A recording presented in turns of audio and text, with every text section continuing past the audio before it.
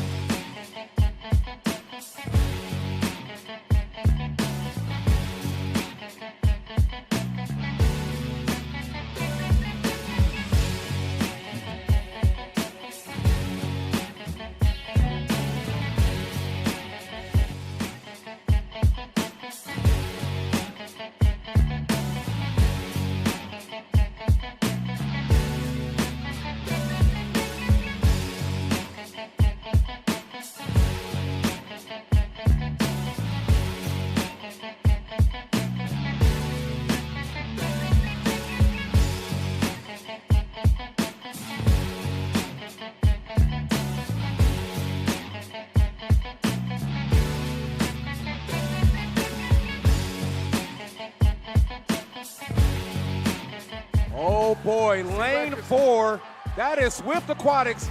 They are in the midst of an epic comeback build. It's gonna be a close finish. Who's gonna get there first?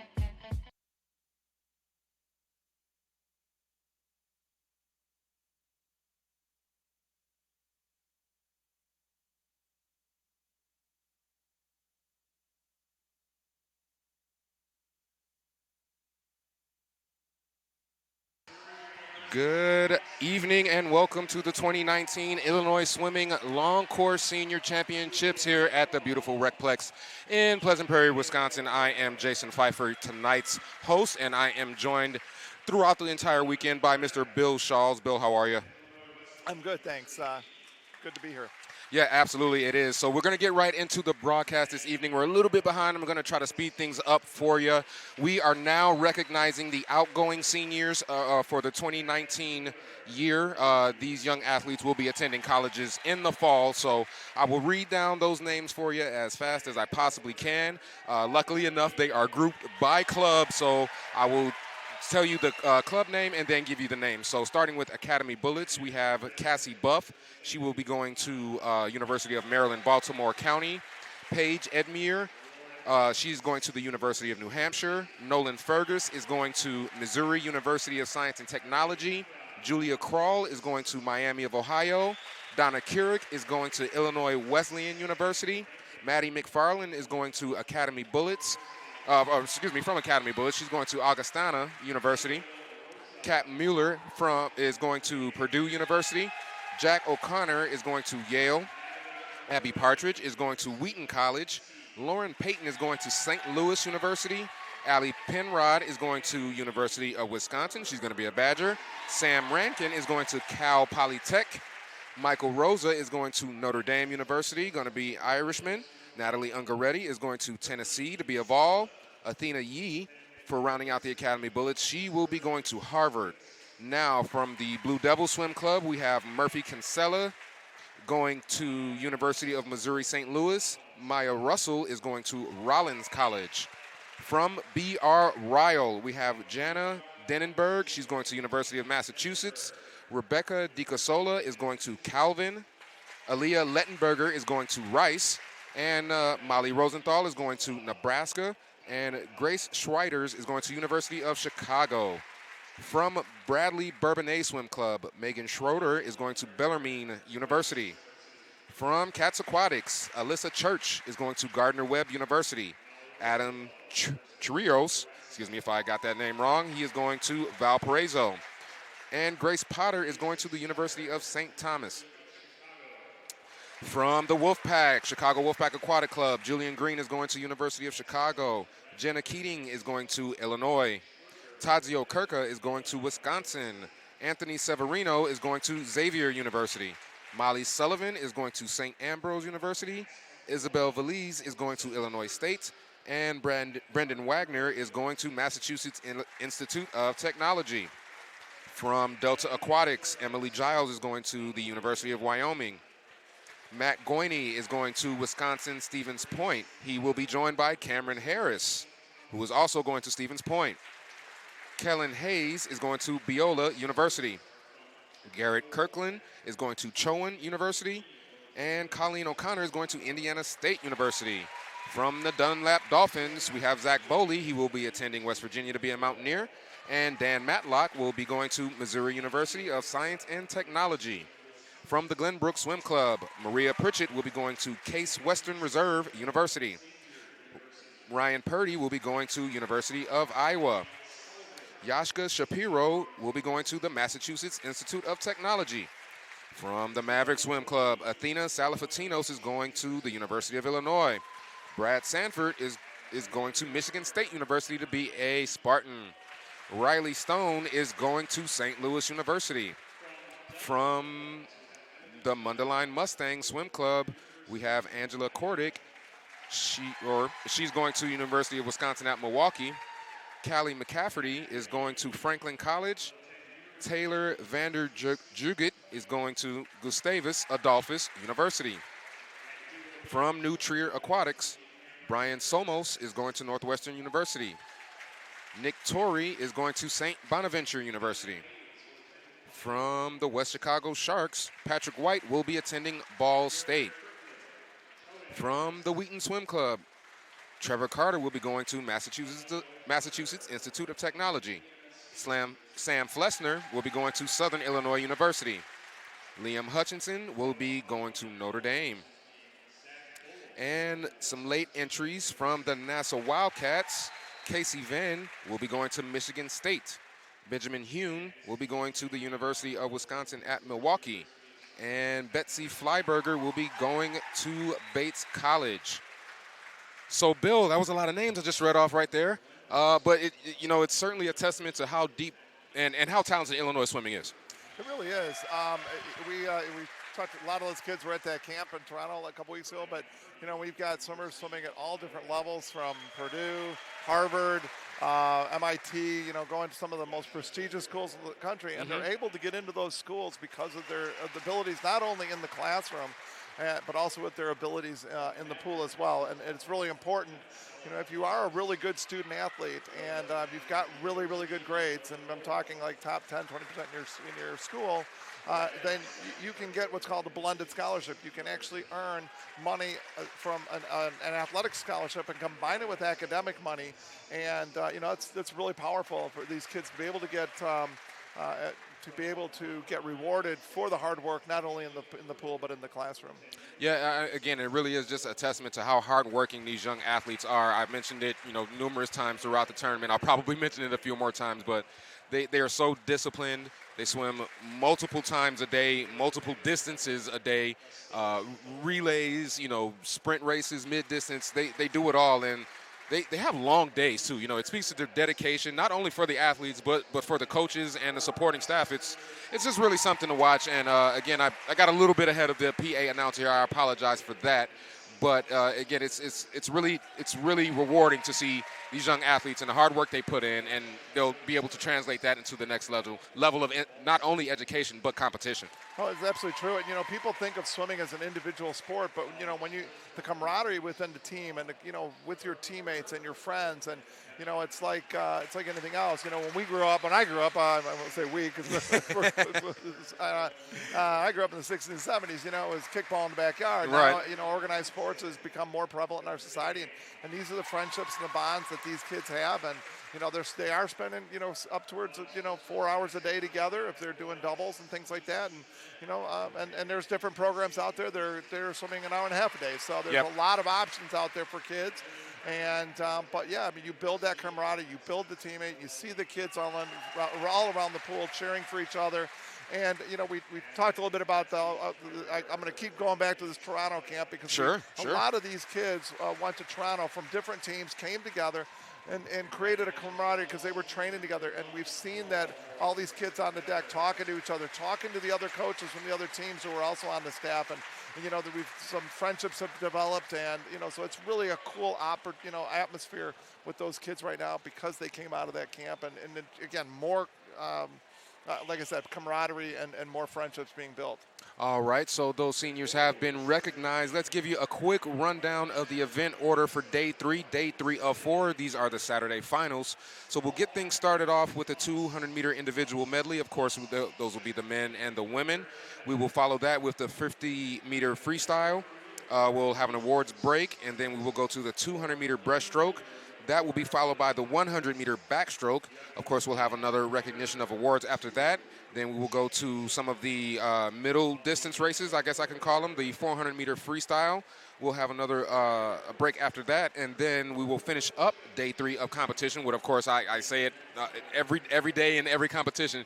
The most exciting part of the evening, it'll be a medley relay. This time it'll be the 400-meter medley relay. So day 3, I mean, we've already seen some great competition from prelims in the first 2 days so far, Bill, and I'm sure today won't disappoint. Sure, and you're going to see a lot of the same names, some new ones in different events, and kids are, but you got the 50, and there's a lot of swimmers that's their thing, and so you'll see some of that, and then we're like you said, we're going to finish up with the medley relay, which is really exciting because you may have a really strong backstroker, and another team may have a really strong breaststroker, so it's really, there's less strategizing as to who swims what leg, but there's still a little bit, but you can see more lead changes and things like that. Yeah, absolutely. Again, it should be an exciting evening of races, that's for sure. Before we get competition started, I think I got a few seconds here. I want to read off a few sponsors really quick. First, we would like to say Speedo is an official sponsor of Illinois Swimming and all championship meets. We would like to also recognize Athletico. And at Athletico Physical Therapy, we know there is freedom from pain, and you can get back to doing the things you love. If pain is slowing you down, visit athletico.com/appointments to request your complimentary injury screening and start feeling better today. Now we will turn it over to our flag and the national anthem.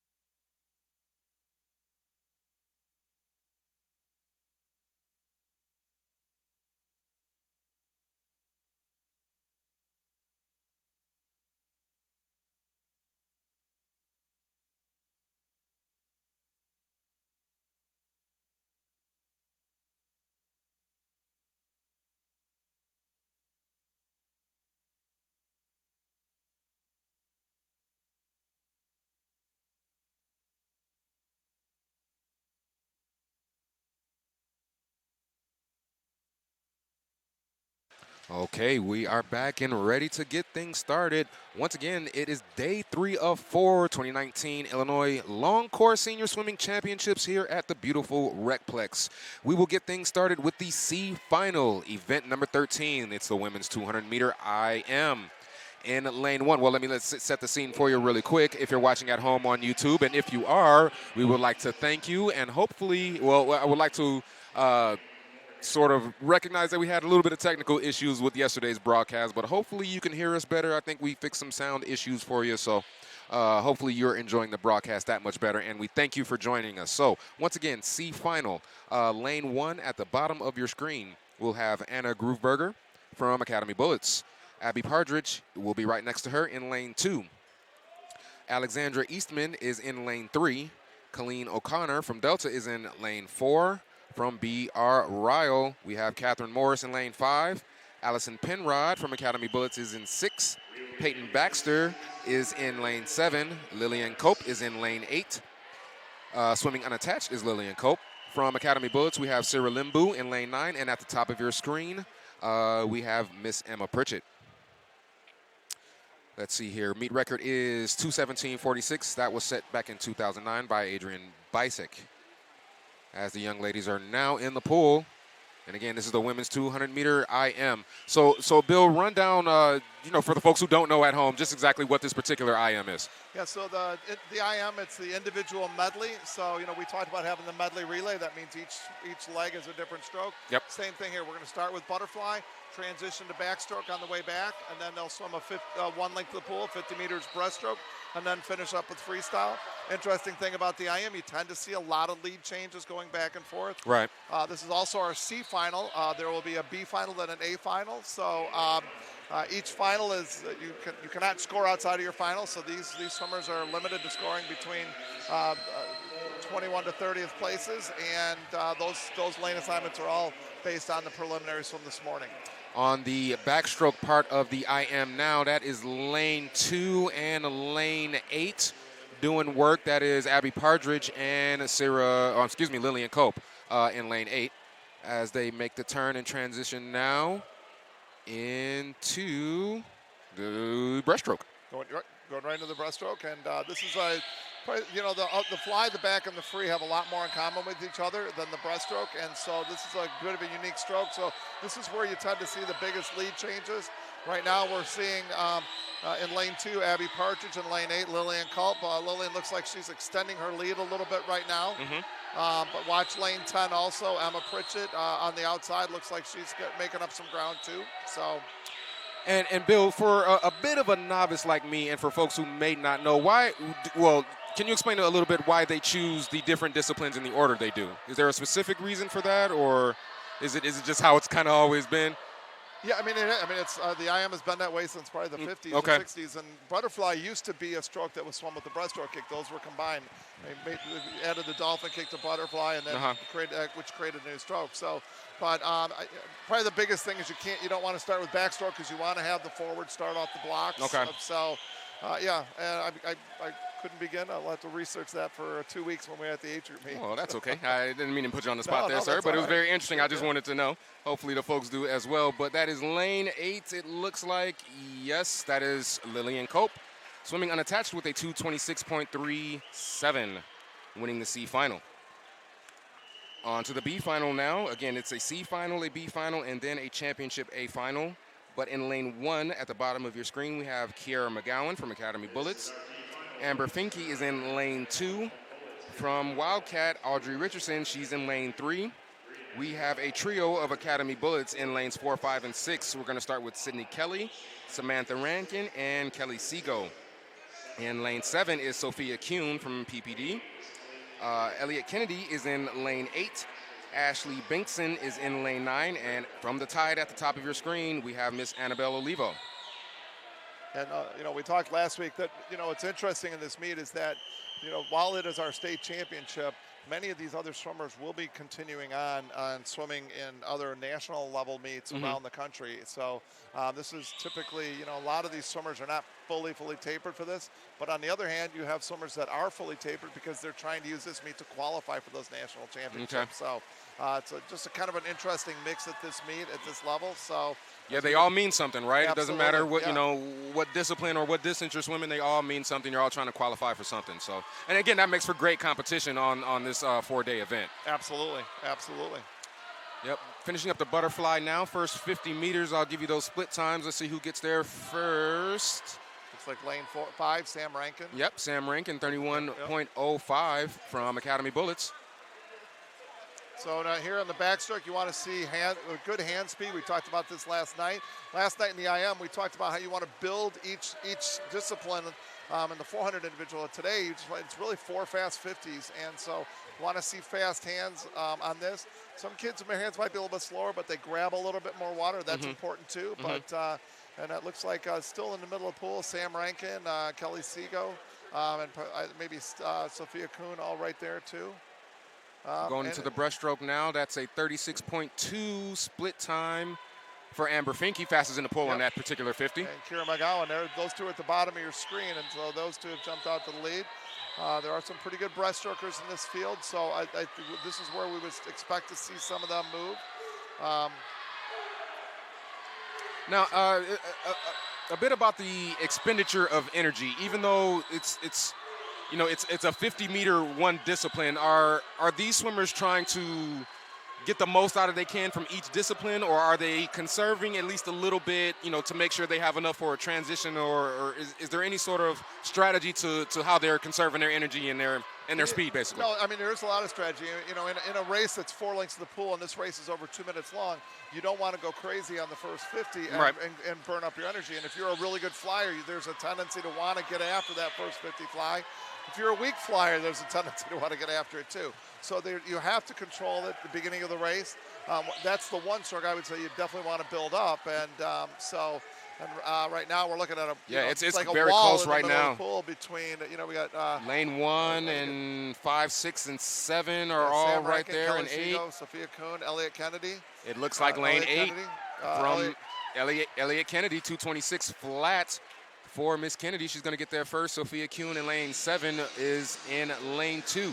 And Elliot Kennedy's a really, really strong distance freestyler. She's known for that. She outsplit some of those girls by 2 or 3 seconds, so she was able to bring that race home really strong. And she's one of the ones that we're talking about. I'm sure we'll be going on to a national meet later on. And this is just a tune-up meet for these kids, because there is, obviously, you can see there's some great racing for these kids. Absolutely. And want to apologize in advance for those viewing at home. A bit of difficulty with the PA audio, so I myself will be bringing you the names and lane assignments for the championship meets. Again, this is the A final in the women's 200 meter IM. In lane 1, bottom of your screen, is Natalie Ungaretti. Next to her is Isabella Pytel. Lane 3 is Nina Mullen. Those are all Academy Bullets, followed by a trio of Wildcat swimmers. Annika Wagner in 4, Tara Volk in 5, and Electra Lebel in 6. Swimming unattached is Callahan Dunn in 7. And we have another trio of Wildcats rounding out this A final. In 8, we have Rebecca Kameu. Sandra Freeman is in 9, and in lane 10 at the top of your screen is Casey Venn. And some of these girls, you notice there's 6 girls from Wild in this field, and many of them are college swimmers. They train out of Northwestern University, so kids who swim for Northwestern or coming back to train with other collegiate swimmers to get together. And so again, this is a great. Some of these kids, this will be their year-end meeting before they go off before they get ready for the college season. Others, this again, like we talked about, this is just a tune-up meet for them. In the water they are again, starting things off with the butterfly. Great work off the blocks from all of these ladies. Of course, very early to call right now. They're all pretty much within a half of a body length, quarter to a half body length of each other, approaching that first 50-meter wall, Bill. Absolutely, and Natalie Ungaretti, who's at the bottom of your screen, is a really, really strong sprinter. We'll look for her, but and also Casey Venn at the top of your screen touches the wall first, but the rest of the girls are right behind her. Tara Vovik and Electra Liebel are right behind. So now we find out who the backstrokers are, and right now we're seeing Isabella Pytel in lane 2 starting to make a little bit of a move. 6 and 7 are also right there in that early lead group. That's Electra Lebel and Callahan Dunn, respectively. But again, way too early to call, like you mentioned, Bill. With these different disciplines and this middle distance, you're going to see a lot of lead changes because, of course, some of these swimmers are stronger in a certain discipline than others. And it's Izzy Pytel touching right. It's very, very close, but Izzy Pytel, that's Isabella Pytel on the board, but Izzy, as we know her. 35-9-2 on the split. Izzy's a strong breaststroker, and so we'll see if she can hold these girls off. But this is a good group. Annika Wagner, also a strong breaststroker. Boy, I tell you, lane 5, that's Tara Volk. Yep, and absolutely. Taking a bit of a lead now. Yep, is starting to pull ahead. Yeah, great underwater work by Miss Volk. She is really, really pulling that water out of the way. I mean, you can just see it. She's actually starting to increase her lead a little bit right now as they approach another 50 split time. I would like to see what it is because it's fast. 39.29. And Callahan Dunn in lane 7 has moved from about 5th or 6th place all the way up to 2nd place on that breaststroke leg. And this is what we talk about in the transition. Izzy Pytel in lane 2 hanging in there right now. But, Izzy's, she's very good at all 4 strokes. And so, she's able to contend with these kids all the way across the board, even though she's a little bit younger than some of them. Going under the flags now. Boy, Miss Tara Volk, she won that race on that breaststroke, Bill. She's going to get that wall first. Let's check her time as she approaches. 2:18.37, 32.25 on her final split. Congratulations, Miss Tara Volk. Annika Wagner is coming in 2nd, and Electra Lebel will be in 3rd place. It's interesting. Look at some of these times. Tara Vovik was 2:22 this morning. She goes 2:18 tonight. It's not that she just had this blowout swim tonight. She's good enough that she can conserve some energy in the morning. As a lot of these girls, you'll see the girls in the middle of the pool that can know that they can conserve their energy. They know they win their heat in the morning. They're most likely going to make it into the final heat, and so that's what we see with. You'll see some of these big kids get these big time drops in the championship heat. Yeah, and again, I say it. I'm going to keep saying it though. It just speaks to how talented they are because they can, conserve that energy. Know that they can come under a certain time in a certain preliminary and then lay it all out there in the final. It's really nice. As we're moving on to the C final now, it's the men's turn. In lane 1, Charles Duffy. In 2, Thomas Matulis. In 3, William Gallagher. In 4, Cale McLaren. In 5, William Boley. In 6, Craig Miles McIntyre. In 7, Benjamin Guerrero. In 8, Benjamin Kimmel. In 9, Nathaniel Tungle. And in lane 10 at the top of your screen, Christian Travis. Yeah, Craig Miles and Ben Kimmel in lane 6 and 8 out pretty quick. Lane 5 also, that's William Boley. He's out there with the leaders. William Boley had a really nice transition. When you're going from fly to back, you want to go push up deep and use those dolphin kicks to propel you out. And that's what William Boley touched the wall 3rd, I believe, and he was first coming off the wall. Look in lane 8, you see Ben Kimmel with those fast hands, really being aggressive on this leg of the backstroke. His breaststroke is not his thing necessarily, so he'll want to build up a lead right now and see if he can hold, just keep ahead of these guys on that breast to free exchange and then use his freestyle skills to hang in there. But 34-1 outsplits the entire field by nearly 2 seconds. Great swim, but you can see him right away. You see lane 5, that's Yeah, William yep. Boley again. Another great wall by William Boley, and he's cut Ben Kimmel's lead in half. Next to Ben Kimmel is Ben Guerrero, also from Academy Bullets, starting to move up. You see lane 10, Christian Travis moving up. So here come the breaststrokers. Yeah, lanes 3 and 4. William Gallagher and Cale McLaren doing great breaststroke work. They've gotten themselves into the lead group and can't count out either lanes 1 and 2. No, Charles absolutely. Duffy and Thomas Matulis also having a strong breaststroke as they approach the last transition. And it looks like Christian Travis just gets to the wall first out in lane 10. Followed right by Craig Miles and McIntyre, and also Cale McLaren is right there too. So, boom, boom, boom on that. So we'll see where they're at.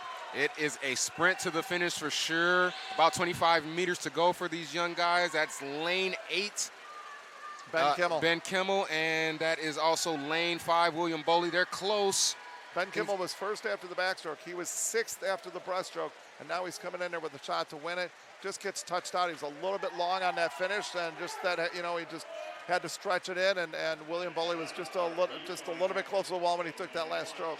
2:15:08 for Mr. William Boley from the Dunlap Dolphins. He will take the C final. As we move on to the B final now, in lane 1, we have Mr. Max Aida. In lane 2, Alexander Dvorak from Maverick. Tyler McLaren is in 3 from Academy Bullets. From the Peoria Area Water Wizards, we have Justin Alderson in lane 4. Daniel Young is in 5. Julian Green from the Wolfpack is in 6. Camden Swigert is in lane 7. Kyle Falkstrom is in lane 8. Preston Waldusky is in lane 9. And Nathaniel Baxter at the top of your screen will be in lane 10. In that last heat, William Boley won that heat with a 2:15.0, so he'll finish in 21st place in this meet.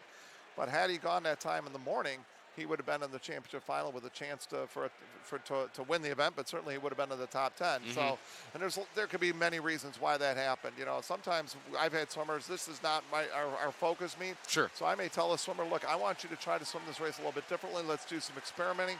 He got into the final and swam, but obviously a little bit different at night. But so and sometimes it's just the energy in the building and different things. So it's interesting. But right now, lane 10 at the top of your screen, Nathaniel Baxter is out very, very fast, as is lane 1 at the bottom of the screen. That's Max Aida. 27.42 for Aida. Max Aida is one of the best IMers in the state. He swims for his father, and so I'm very, very surprised to see him swimming in the consolation final here tonight, as he is dominating this heat from the bottom of the screen. Good, fast hands. A very, very talented IMer. Yeah, he's got about a body length lead now on that backstroke leg of the IM as he is going under the flags, going for his next transition. Let's check his split time coming up here in just a few seconds. And, Max has 4 solid strokes. Like I said, he's one of the top IMers in the state. And he is just dominating this heat right now. He's got a 2-second lead right now, and I expect to see that lead to even grow. Watch for Kyle Falkstrom in lane 8, and also Ty McLaren in lane 3. Both solid breaststrokers. So it's still Mr. Aida with the lead though at 101.64 on his first 100 meters. As he is approaching the last transition now, breaststroke to the freestyle. Let's check his split. It's a 138.24, 36.78.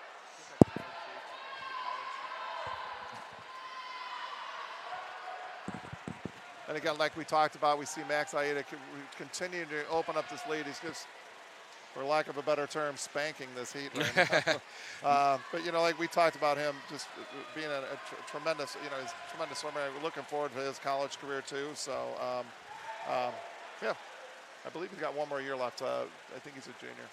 Max Aida will win this B final with a 2:09.37 time. It's a race for second, and it belongs to Mr. Kyle Falkstrom with a 2:14.71. Alexander Dvorak in lane 2 will be touching in third. It's interesting when your father's your coach and you go a time that would have been the number 2 time in the meet coming into Hills.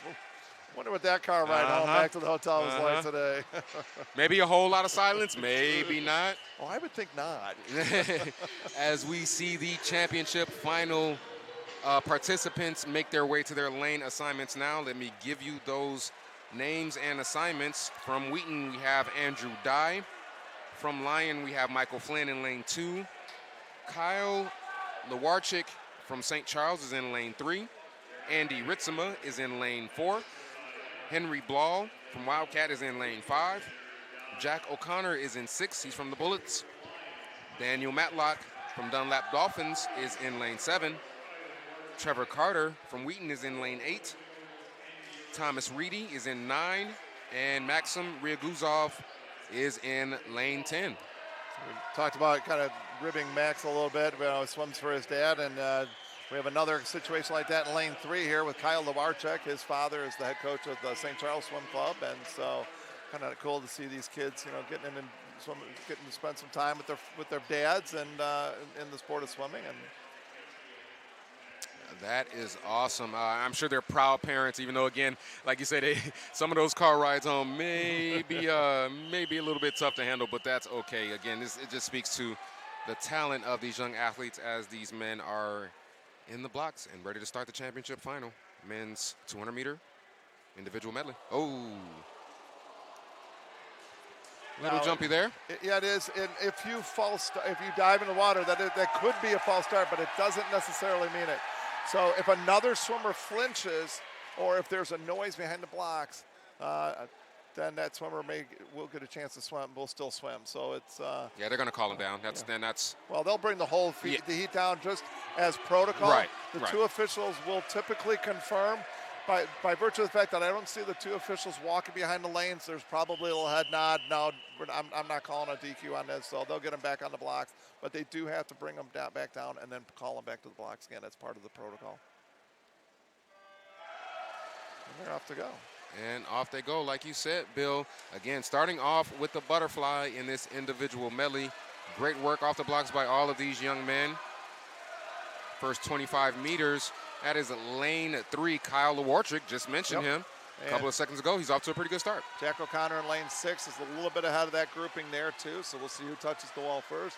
We're in the middle of the pool, so we do not have good angles on to see the finishes and things like that. So you're gonna see us miss a few of these tonight, especially on the close ones. But 27.26. 27.2, great, and also went deep. You noticed he was one of the last guys to come up, and that's why he's in the lead, because the dolphin kicking is so incredibly fast. So, it's something that you'll see collegiate swimmers. They'll go, the maximum is 15 meters. It's hard to see the lane ropes. I probably can't see. There's a little white buoy, with the yellow and greens. It's a little bit hard to see, but that tells the swimmers where they can go. But a lot of it, you really can't see that marker. And you also just notice that turn by Jack O'Connor, where he did a back to breast, kind of a roll turn. As long as you touch the wall on your backstroke, on your back, you can do whatever you want once you touch the wall. A lot of guys do the open turn because they get that extra breath, but it is quicker to do the roll turn, but then you got to have the lungs to hang on. So, and right now we're seeing that is lane 5. Yep. Yeah, that's Henry Blau. Very, very strong breaststroker. Jack O'Connor's was kind of staying with him stroke for stroke, but where Henry Blau really dominated that first part of the race was he had a great underwater pull-out. You're allowed to take one stroke underwater, and that's also faster. But just some really, really strong walls there. It is Henry Blau and Jack O'Connor, lanes 5 and 6 respectively.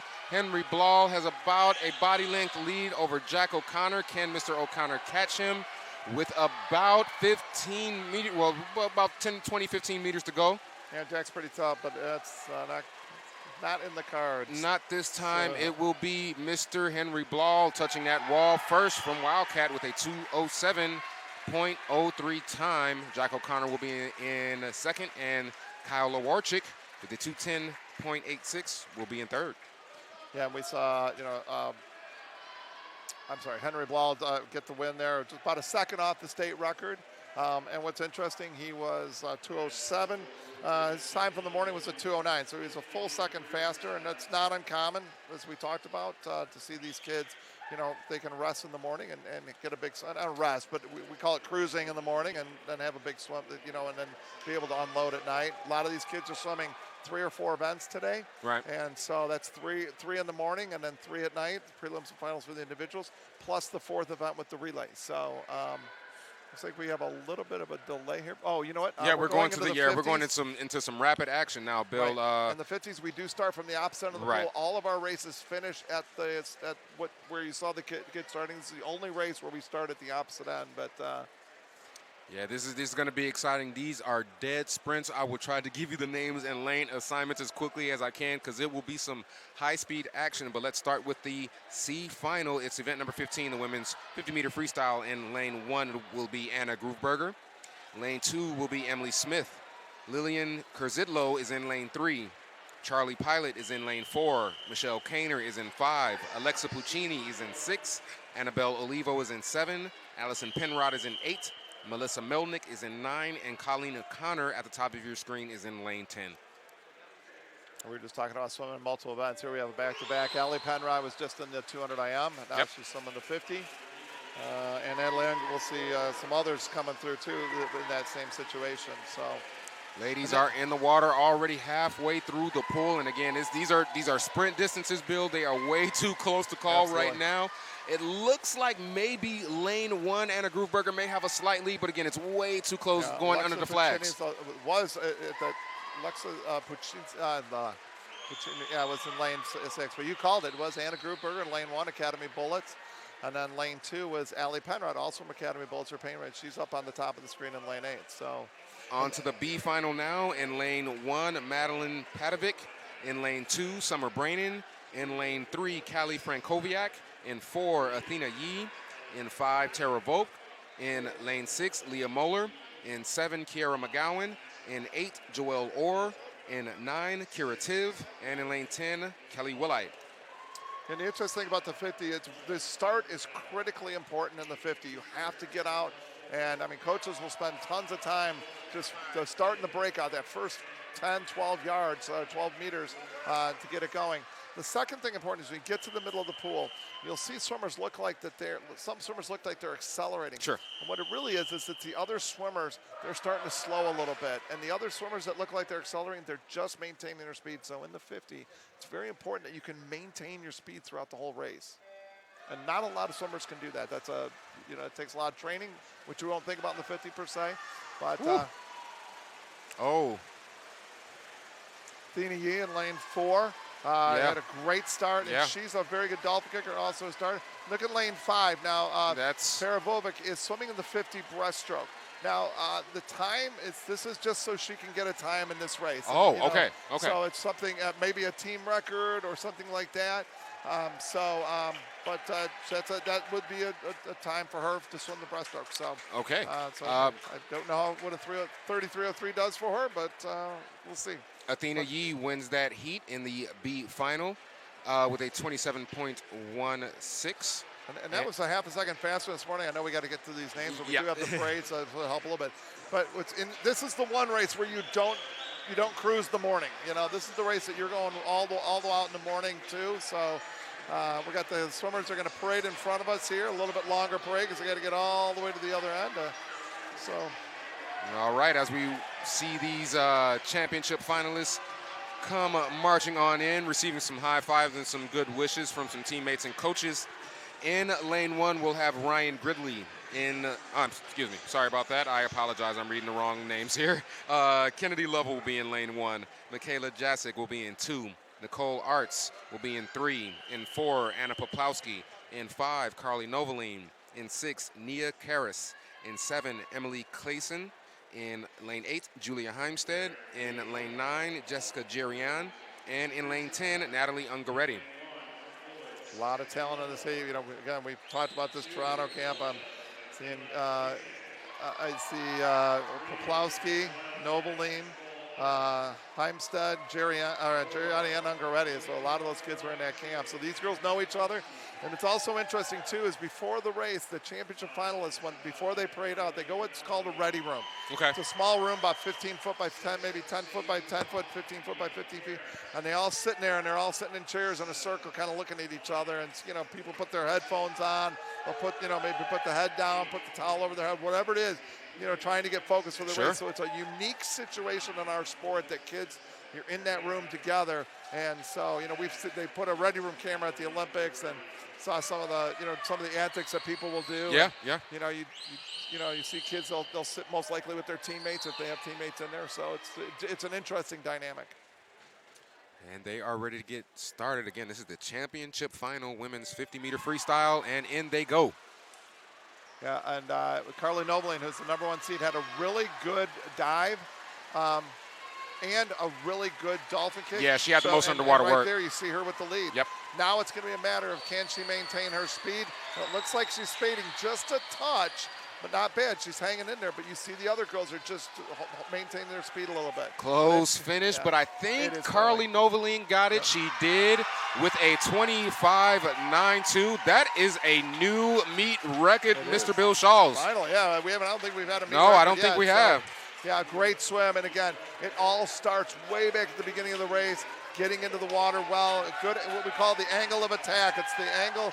You want to get your hips up nice and high off that block, get your body in. I'm using my hands like you can see me. And, get that angle of attack and going in really rigid, and then using those dolphin kicks to snap it out and extend that the value of your start. Congratulations, Ms. Noveline, a new meet record 25.92. All right, quick action. We are in the C final for the men's now. It's the 50-meter freestyle. In lane 1 at the bottom of your screen, Michael Hajivanov. In lane 2, William Gallagher. In 3, Nicholas Bajinski. In 4, Gavin Hill. In 5, Owen Ganser. In 6, Matthew Fernandez. In 7, Pierce Bailey. In 8, Frank Tyrone. In 9, Everett Andrew. And in 10, Daniel Ng. Yeah, we've got Michael Hajanov in lane 1, and it looks like Owen Ganser in lane 5 with the great starts. But look, it's a wall. I mean, it's literally a straight line. Look for lane 10, Daniel Ng to possibly win this. Oh, it will go to lane 8, Frank That's how close Tyrone. it was. It looked like he had a little bit of a lead, but with a 24.9. Oh, actually, it looks like, no, there's a tie. There's a tie, yeah, lane 6 and in lane 8. Sorry, I didn't get those names for you, but so that was Frank Tyrone and Matt Fernandez from CWAC and Frank from Academy Bullets with the tie there. on to the B final now. In 1, Jack Wyke. In lane 2, Nolan Fergus. In 3, Mark Avery. In 4, Justin Alderson. In 5, Ezra Mizgala. In 6, Seth Miller. In 7, Keegan Bundy. In 8, Ethan Lauder. In 9, Calvin Sandifer. And in lane 10, Nicolo Comini. You were one lane off that whole thing. So was I? So I'm like, what's he going to do? Is he going to show us a lane 11? So, no, yeah, that's fine. But you got the order. Obviously, the swimmers in lane 1 are up at the top of the screen. So we got Nolan Ferguson in lane 2. He was the state champion in the 50 free yesterday, or in the 100 fly. So, and actually, it's something we should tell the viewers is that because the 50 is starting from the other end. Now we have lane, I'm sorry, it's still lane 1 at the bottom of the screen. That's the same. Again, another wall of swimmers, Bill, there approaching those flags. Yeah. Again, and nobody had a, sometimes you'll see at this level, one swimmer have just a great start. We've got another tie, Bill. 24.57 in lane 6, Seth Miller, and in lane 7, that is Keegan Bundy. Once again, that's a 24.57 for both those young men. The second CWAC swimmer in a row to tie for first place in their heat. So, all right. Yeah, and ties are very common in 50. When you have a 20-second race, 25-second race, you're going to see ties. All right, we are on to the championship final now. It is the men's 50-meter freestyle. In fact, not only did we have a tie for first out last heat, we also had a tie for third. Oh, that's awesome. That, again, very, very talented young men, and congratulations to those young men. Again, let me give you the lane assignments. This is the A final as some of the men come marching or walking in, I should say, or walking off. In lane 1, bottom of your screen, we'll have Ryan Gridley. In 2, we have Maximilian St. George. In 3, we have Garrett Clayson. In 4, we have Peter Luchik. In 5, we have Topher Stensby. In lane 6, we have Luke Maurer. In lane 7, we have Liam Hutchinson. In lane 8, we have Toby Obochi. In lane 9, we have Andrew Zhang. And in lane 10, we have Omar Fatala.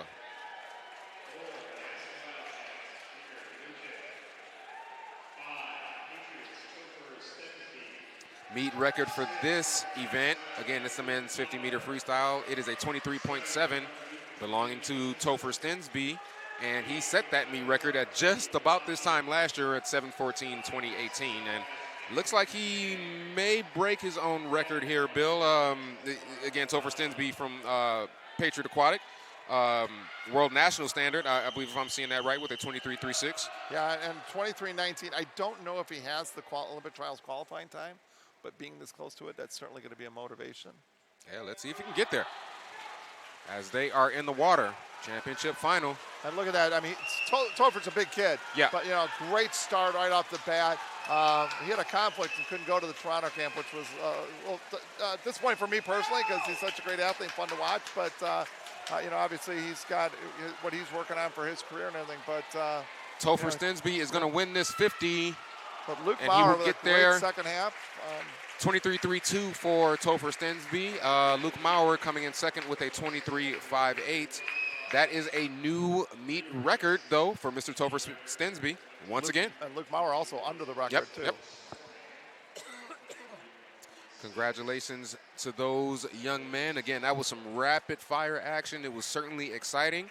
We had a couple of meet records fall, so that's always good to see. We will now, I believe, take a brief break for awards. We will give you the awards for the 200 IM and the 50-meter freestyle. So we will be right back in just a few minutes.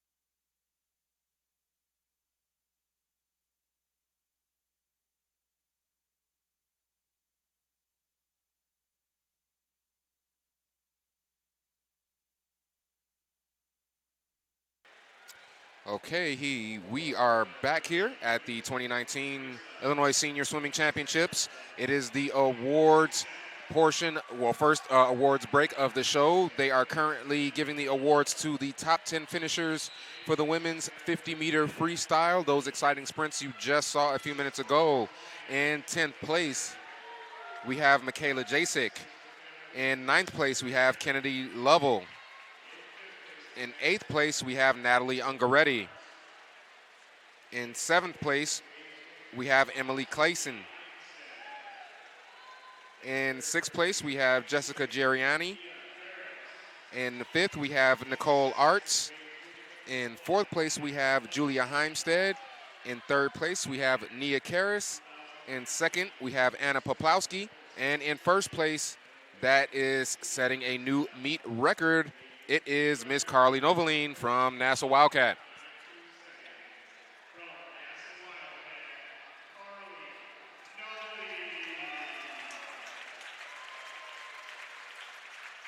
And a congratulations to all those young ladies.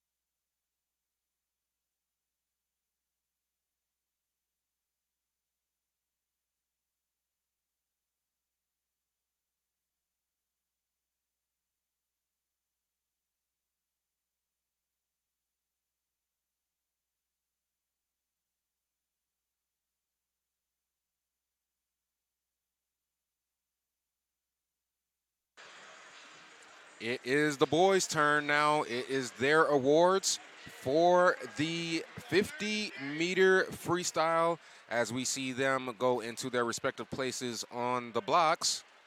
I will try to be as in sync with you as I am with the PA announcer. Again, we apologize. We cannot get into that feed at the moment, but hopefully we will be able to before the night is over with. Again, these are the placements for the 50-meter freestyle. In 10th place, Omar Fatala. In 9th place, Toby Obochi. In 8th place, Ryan Gridley. In 7th place, we have Ezra Mizgala. In 6th, Garrett Clausen. In 5th place, we have Andrew Zhang. In 4th place, we have Liam Hutchinson. In 3rd place, we have Peter Luchik. In 2nd place, we have Luke Maurer. And in 1st place from the Patriot Aquatic Club with a finals time of 23.32, we have Mr. Topher Stensby.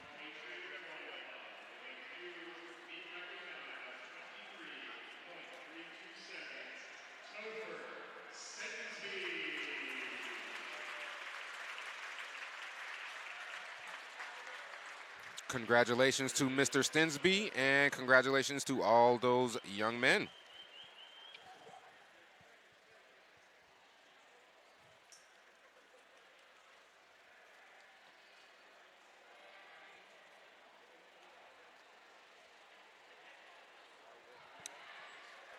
All right, Bill, we just had some awards here. And again, I want to apologize to the fans watching at YouTube. Cannot directly get into the PA feed at this moment, but we'll keep the show moving for you. Hopefully it's entertaining, and hopefully you are enjoying yourselves as we move right along into event number 17 now. It's the women's 200-meter breaststroke. This is the C final. Again, this will be C finals, B finals, and A finals. In lane 1, bottom of your screen, we have Ashley Seago. In 2, we have Peyton Baxter. In lane 3, we have Yira Vasquez. In lane 4, we have Miss Escasa. Sorry, I do not have her full name. It's Francesca Escasa. Okay. Yeah. Okay. In lane 5, we have Alexandra Gill. In lane 6 is Carissa Sepon. In 7, Madeline Zaire. In 8, Megan Michaels. In lane 9, Ashley Updike. And in lane 10, at the top of your screen, is Miss Kelly Willite. Kelly Woolite looks like she's going to touch second right behind Ashley Seago. So we got the outside smoke going on right now. Then the 200 breaststroke is tonight. You'll see the swimmers really stretch out there. You watch the 100 breaststroke, you saw a really good stroke rate and tempo. Here you want to stretch it out a little bit. Again, we're building again, kind of like for every 50, you want to put a little bit more energy into it. And so, you'll see that little bit of a hang on the stroke, it looks like, but that's really important to conserve energy, because if you go out too hard, you won't have legs on the back half of this race, and that's what you want to see. Bottom of your screen already, Miss Ashley Seago from the Bullets, starting to pull away just a little bit from the rest of the field, approaching her first 100 meters. She's looking pretty strong going under the flags and approaching that wall. She's got almost a body length lead. See Kelly Wilhoit coming in second at the top of the screen, about a stroke and a half behind her. So 1:18.67 on that first 100 for Miss Seago. So here now we'll see what happens again. The third 50, you got to bring some energy here, because this is a part of the race. You've done the first 100. Now you got to dig down a little bit deeper. And we're starting to see, we're seeing lane 2, Peyton Baxter. We saw her brother some earlier tonight in the IM, and starting to make a little bit move. But Ashley's maintaining that body length lead. It's kind of hard to tell from this angle where Kelly Wilhoit is in the picture right now, but I think she's in second place. Yeah, it looks like it. Coming to the flags. So 150 split for Miss Seago is a 2:02.88. She split a 44.2, but down at the top of your screen, Kelly Wilhoit 43.8. She was a half a second faster. She's cut into that lead a little bit. And she's almost got the lead right now, Bill, with some great underwater work on that last turn. Absolutely, and that's critical in the breaststroke to have those long walls, especially in the 200, where you can make up a lot of ground. And you see Kelly Wilhoit just a little bit faster tempo. She's picking it up. Ashley Seago at the bottom of your screen, still in that 200 breast, a little bit longer tempo. I think if Ashley wants to win this race, she'll probably have to pick up her tempo a little bit. Of course, she's 25 yards away from the other girl and certainly doesn't see her. But looks like it may be. It's got to be tight, but yeah. Kelly Wilhoit, I think, is into the wall. Ashley Seago hung on. Is Miss Ashley Seago. She will hang on for the win. 2:48.08 is her time. Kelly Wilhoit at top of your screen in 10 came in with a 2:48.17. As we move on to the B final now, in lane 1, Isabella Pytel. In lane 2, Katie Makarska. In 3, Rebecca Ballo. In 4, Emily Bolger. In 5, Annika Wagner. In lane 6, Charlotte Fondren. In 7, Adri Kasmitz. In lane 8, Angelina Messina. In lane 9, Avery Kleitch. And in lane 10, we have Miss Lillian Cope.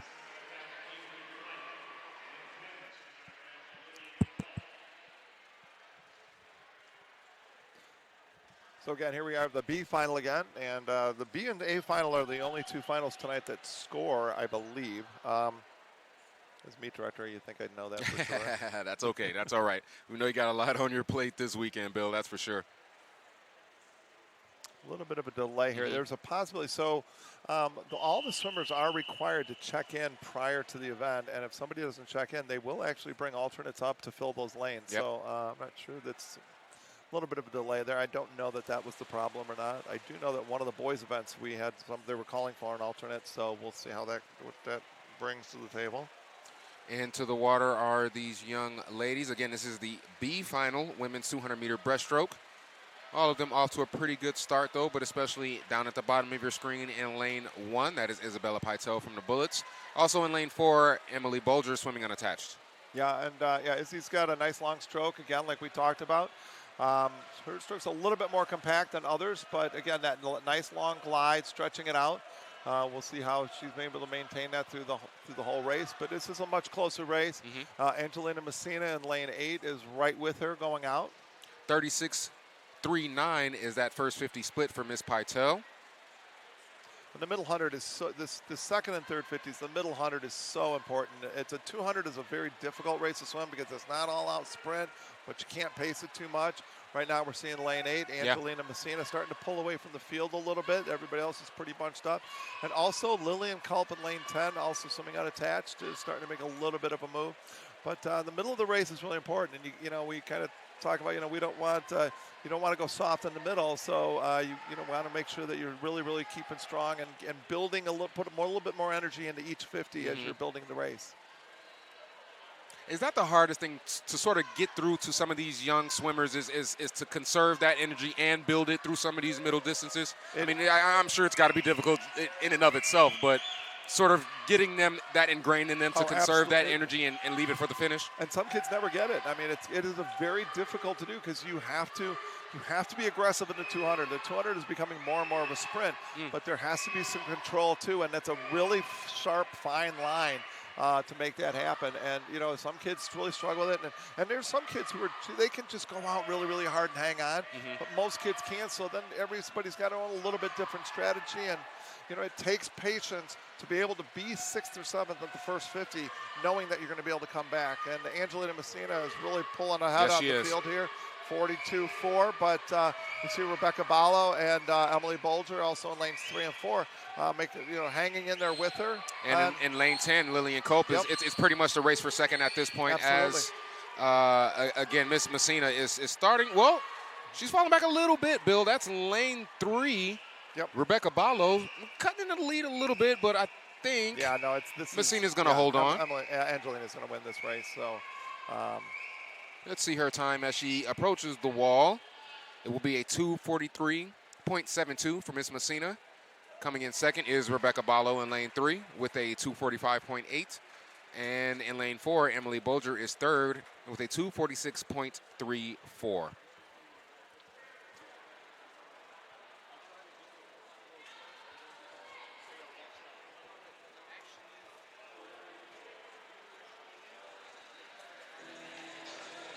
As we get the music now, and we see the participants for the championship part of the final. It is the A final, women's 200-meter breaststroke. They are approaching those blocks. Let me give you those lane assignments. Bottom of your screen in 1, we have Camilla Nowak. A pair of Academy Bullets in lanes 2 and 3, Sarah Jazz and Kelsey Krish. Maggie Papanikolaou is in lane 4. Madeline Winnick from the Bullets is in 5. Kaylin Gridley is in lane 6. Mary Erb is in lane 7. Emma Hruby is in lane 8. Rose Janya is in lane 9. And top of your screen is Miss Julia Krall. Yeah, lane 9, Rose Janya, the youngster. Her dad is probably on deck somewhere officiating, but don't worry about it. We won't let him give her any type of advantage there. No pressure. Sorry, Mike. No pressure at all.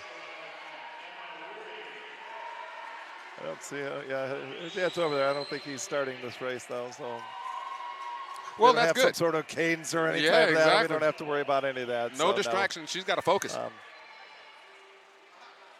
All right, names are given out.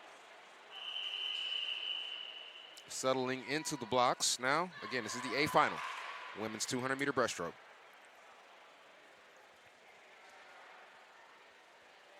It's kind of interesting. We have, like we mentioned Rose Jania, so she's in lane, where is she at here? Lane 9. Yep. 13 years old, and then you're swimming against college kids, 20-year-olds. So this is 21-year-olds, Mary Erb. So we have an 8-year difference between the oldest and youngest swimmers. So it's kind of interesting. It'll be some great racing. Now, Kaylin Gridley is a very, very strong. All these girls are really strong breaststrokers, but Kaylin Gridley really cruised the morning swim. She's a believe she is a 234 breaststroker. She was 240 this morning, so she was able to really stretch out this swim and conserve some energy. We saw her out quick, her and Maggie Papanikolaou. Papanikolaou, yep. So that's those lane two 4. Are first, but now Madeline Wennig in the middle. She had the fastest seed this morning. She's staying right with them. These girls are training into a 3-person race, but again, it's early in the race. The second half will really tell the tale of seeing many of these girls went out a little bit too fast and see where they're at. So just kind of sit back, watch this race a little bit, but see some really good patience in the middle of the pool. Madeline Wennig, kind of every stroke, picking up a little bit more, her and Gridley. First 100 meters now, touching that wall. It is Miss Madeline Winnick from the Bullets with a 39.22 split, 114.67 first 100. Kaylin Gridley is showing a 1:15.7, but there's no way she was a full second behind Madeline at that turn. So it might be a little bit of a just hitting at the touch pad. Okay. At the end of the wall, at each wall, there is a pad, and when you hit that pad, it sends the time to the scoreboard for us. So right now, Madeline Wennig is eking out a little bit of a lead. Yeah, but Kaylin Gridley's right there. Kaylin Gridley is right with her. And the race is a little bit of a race between Kelsey Critch in lane 4 and Maggie Papanikolaou in lanes 3 and 4. Go up into third. There, Kelsey touches. So you see about Madeline Wenning touches about a half a second ahead. Both were pretty even on the pullout. So now they're just going to get up there and grind. We see Madeline Wenning with a really strong tempo. Kelsey, starting to pick it up. Yep. And but Kaylin's a tough racer, so I would expect to see her stay. This is just going to go all the way down to the wire. Yeah, it's Madeline Winnick in 5, Kaylin Gridley in 6. Basically stroke for stroke with about 20 meters left, Bill. It's going to be a close finish, and that's what we like. The Olympic trials qualifying time is a 2:33.2. It's going to be close. Pushing for the wall is Gridley. She's going to get there first with a 2:33.57. Madeline Wennick, 2:34.1, the best time for both those girls based on their coming in from their seeds. In 5th is Miss Rose Jania, a very impressive showing for the youngster with a 2:44.12 time. Maggie Papanikolaou is finishes in 3rd from Arlington. So they've had some coaching changes up there as their head coach is taking an associate head coaching job at the University of Missouri. So some things there. And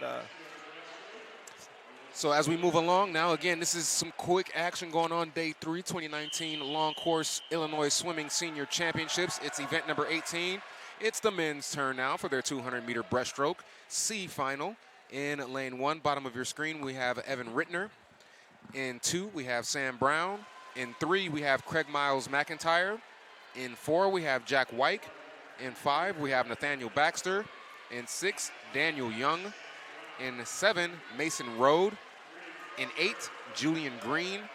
In 9, Sean Finley. And in lane 10, Mr. Tyler Spillane.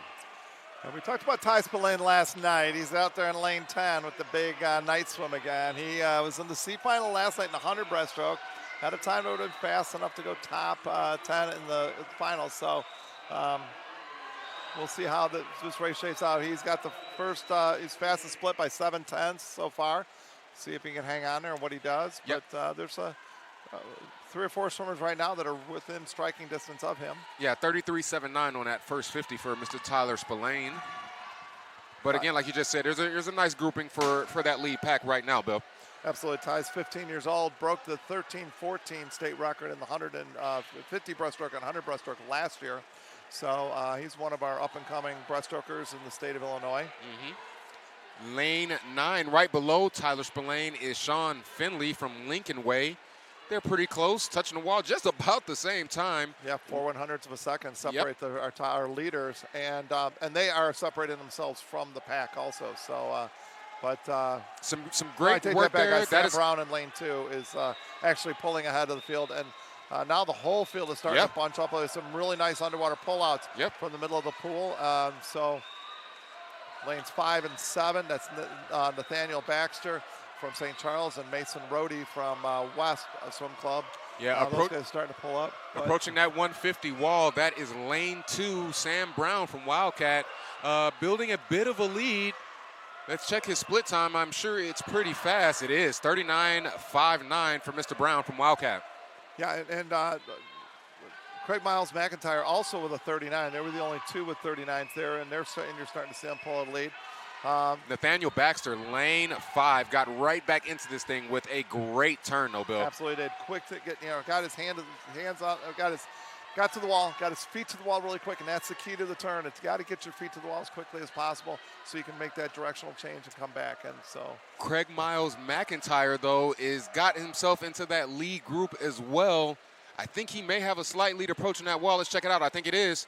It is Craig Miles McIntyre with a comeback. Last 50 meters, he's going to hit the wall first with a 2:32.7. Yeah, and really well swum race. It's interesting. We really didn't talk about him early in the race because he was building that race up the way you want to. And then, you saw the splits coming home, 40.0 coming back.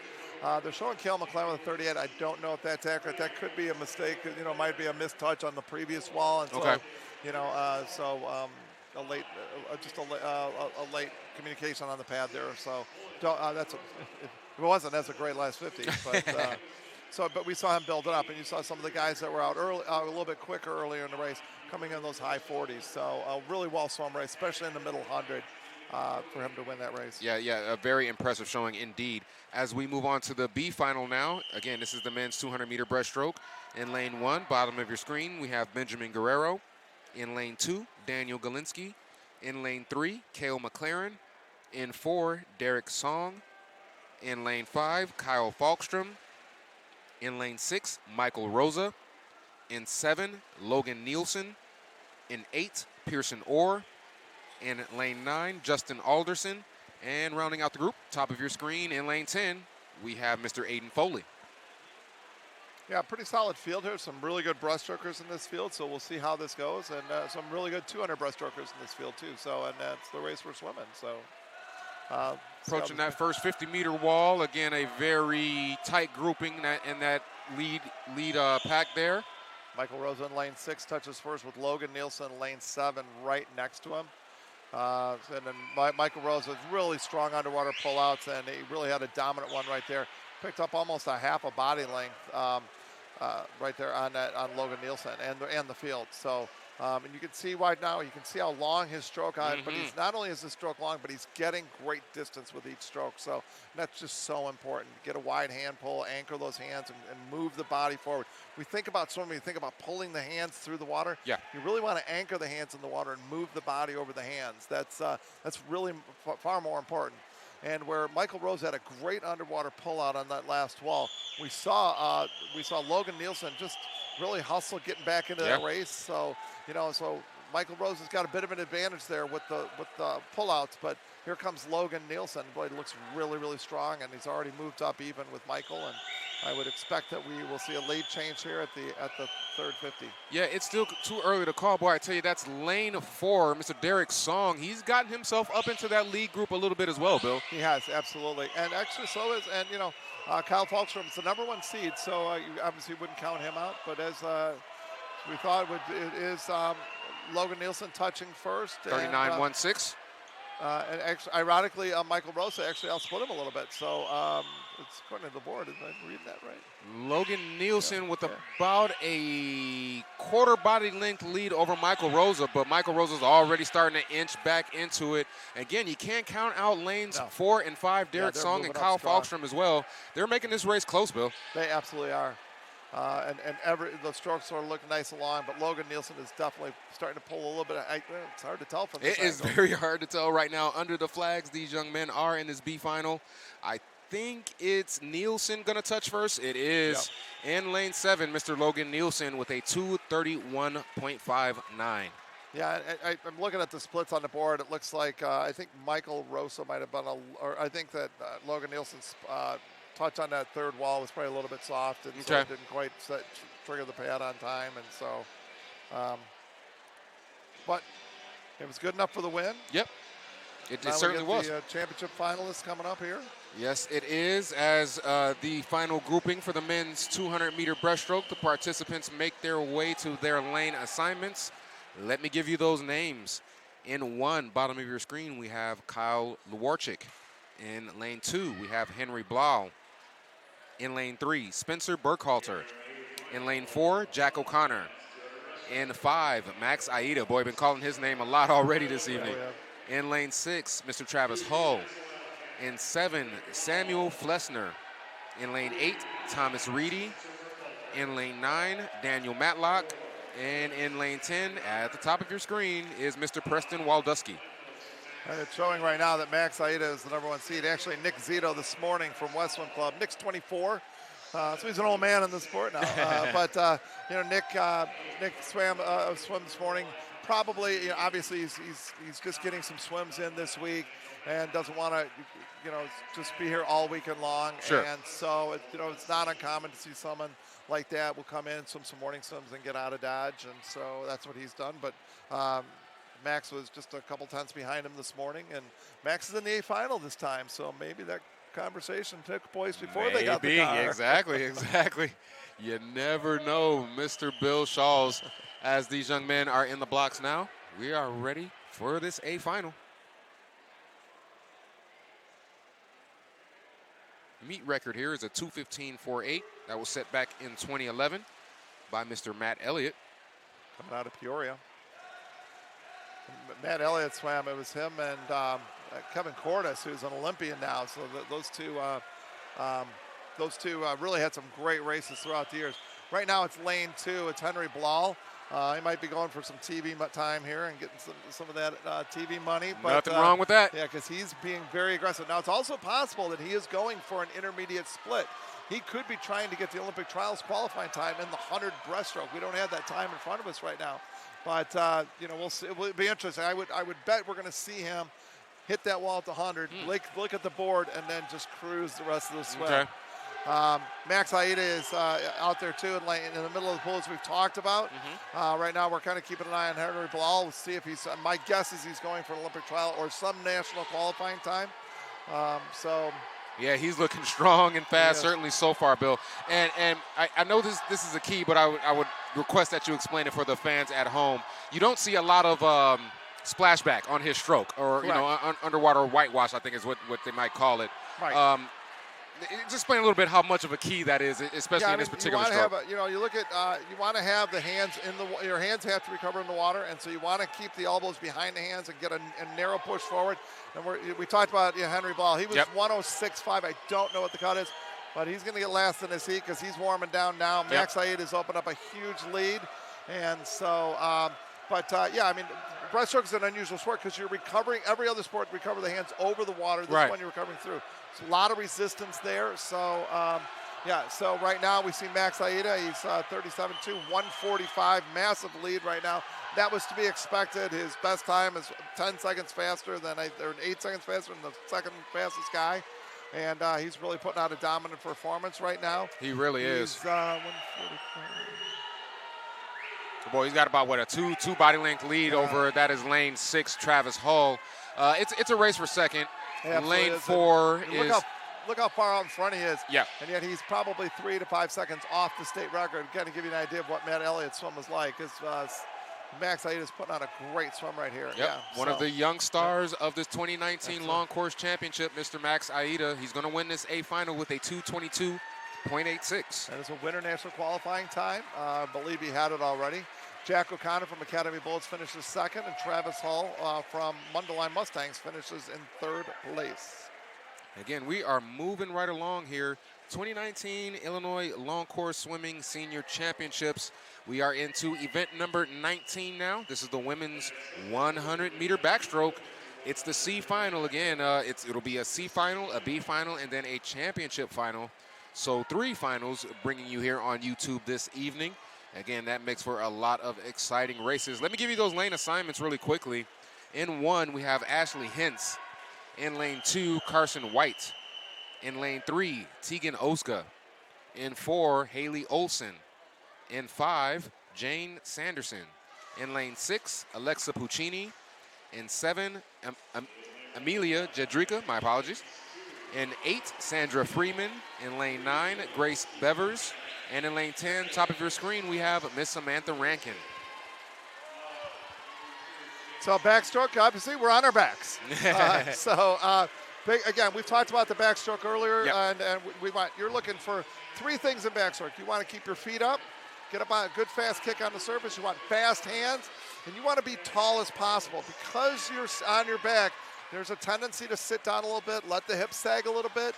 And so you want to make sure that you keep your body tall and you keep your back straight. That gets rid of the resistance. If your feet sag down below your hips, then you're going to have, even doesn't matter how hard you're kicking, you're going to get some resistance. So, and right now we're looking at lane 5 right in the middle of the pool. That's Jane Sanderson from New Trier, and then Alexa Puccini right next to her in lane 6. And those are your leaders. Yeah, it looks like Jane Sanderson is probably going to win this heat, though, Bill, going under the flags. Absolutely. She's looking pretty strong here. Let's check her time. It'll be a 1:06.55 for Miss Jane Sanderson from New Trier. She's hitting the wall first. Alexa Puccini in second, and in third place, Emma Pritchett in lane 3. And because this is the 100, you want to put more energy into the front half of the race than you would for like a 200. So you're going to see these kids moving pretty well. Also want to watch, when you're starting on your back and you're starting in the water, facing the wall, and so what they want to see for the swimmers is try to get their hips up out of the water, get as high as they can, get up and out, And so they can get to hit the water with their arms straight. A lot of these younger girls don't have quite the power and the strength that you would see in a college women doing this. So it's something that they're still developing. But boy, if you can get up and out of the water, that's a huge advantage. My apologies. That was Ashley Hintz coming in third place in that first C final.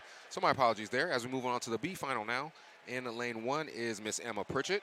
In 2, Kelly Seago. In 3, Sophia Kuhn. In 4, Amber Finke. In 5, Claudia Yoon. In 6, Kira Tiv. In 7, Molly Lumsden. In 8, Athena Salafatinos. In 9, Annabelle Olivo. And in lane 10, Miss Emma Theobald.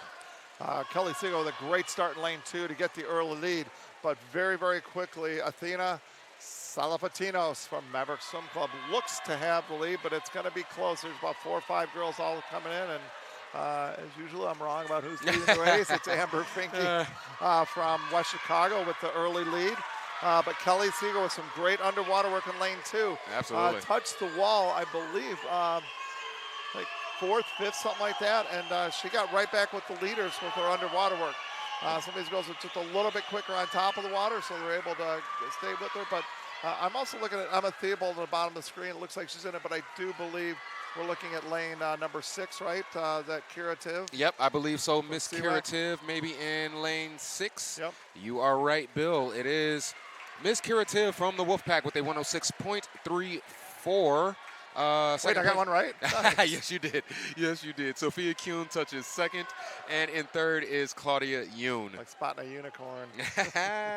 Listen, it happens every once in a while, doesn't it? Yeah, it does. All right, we are watching the participants for the championship final for the women's 100-meter backstroke. They are making their way to the blocks as we speak. It's the A final. Let me give you those lane assignments. In 1, we have Isabella Pytel. In 2, her teammate from the Bullets, Catherine Mueller. In 3, Julia Heimstead. Her teammate is in lane 4, Anna Poplowski. In 5, from the Bullets, Jessica Geriani. And in 6, another star, early star here in these 2019 Senior Championships, Miss Carly Noveline. Michelle Kaner is in 7. Sophia Mruck is in lane 8. Emily Smith is in 9. And rounding out the group in lane 10, top of your screen, is Miss Audrey Richardson. Meet record at this event is a 103.16 that was set back in August of 2015 by Megan Lavelle. This could be interesting. Again, a lot of these girls aren't fully rested, but a lot of these girls are, right now, we're a year out from the Olympic trials, about 11 and a half months out from the Olympic trials. They'll take place next June. And so everybody's starting to think, every time we don't have a lot of long course racing up here in the north because we don't have the outdoor 50-meter pools. And, we're in Wisconsin. That tells you the state of pools in Illinois. Right. So right now it's Carly Noveline with a little bit stronger breakout, but Jess Darian was right there and got the tempo going. We saw Jess and they're both of Jess and Carly out in 31.2 and 31.3. So we'll see where they're at in that. They were both about 2 seconds off the trial cut this morning, but neither was the best time. Catherine Mueller doing some good work there in lane 2 as well, approaching that first 50, but it is lane 5. Jess Gariani out in a 30.8. Trial cuts at 102.6 because the backstroke start is not as significant as a forward start. You'll see the splits for the first and second 50s will be very close to each other. So we'll see if she's out fast enough. I think 30.8 maybe a little bit, might not be quite fast enough to get that trial cut, but Jess Geriani is really getting after it right now. Again, she's looking for a 102.6 to make the trial cut and 102.9 for the cut. She's 103.3. And that is her best time by half a second, and she is not fully rested.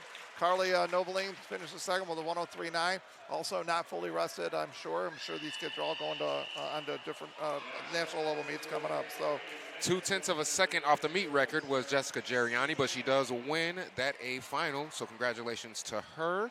As we get right into it, it's the next event, event 20. It's the men's turn now. And their you get a 100 meter. chance to watch that racing. And one of the things I really love watching Jess swim is that she is very smooth. She's not. You watch some swimmers; they look like they're fighting the water. They're yanking a little bit.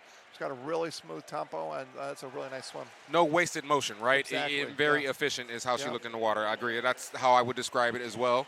Again, as the young men are getting into the water now, this is the C final, men's 100-meter backstroke. Let me give you those lane assignments really quickly. Benjamin Hune in 1, Sean Sullivan in 2, Nicholas Fisher in 3, Nolan Fergus in 4, Adam Zucker in 5, Jack Zhang in 6, Parker Geary in 7, Ryan Connor in 8, Thomas Samulis in 9, and in lane 10, Nicholas Borick. And out early is Adam Zurich with a 29. He was the only 29 in the heat that time, but 29.7. He's in the middle of the pool in lane 5. Continuing his, I wouldn't say dominance of his heat, but he's definitely got a little bit of an edge down in lane 1. Benjamin Hune is also in the fight. The whole, and also lane 10, Nick Bork. So this, you look how tight this is. Yeah. I'd say there's 5 guys that could win this heat right now. Yep. Under the flags and dropping into the wall for this C final. Who's it going to be? It is Benjamin Hune in lane 1 with a 102.11. And Sean Sullivan with a great last 50 also. Came back in the race. One of the few guys there was like 4 guys in 30 came back on to 31 on that heat. So on to the B final now. Lane assignments are as follows. Daniel Ng, he'll be in 1. Riley Austin is in lane 2. Liam Shannon is in 3. Kyle Wolford is in lane 4. Jaden Heinlein is in 5. Dylan Barrow is in 6. Benjamin Kimmel is in 7. Ben Castro is in lane 8. Kevin Soltis is in lane 9. And top of your screen in 10 is Matthew Gibson.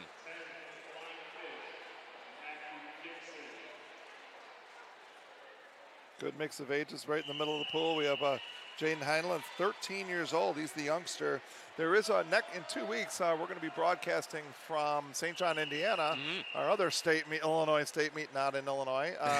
And, I'm sure that we're going to see Jaden Heinlein there. That's the 14 and under state meet. This is an opportunity. It's 2 weeks away.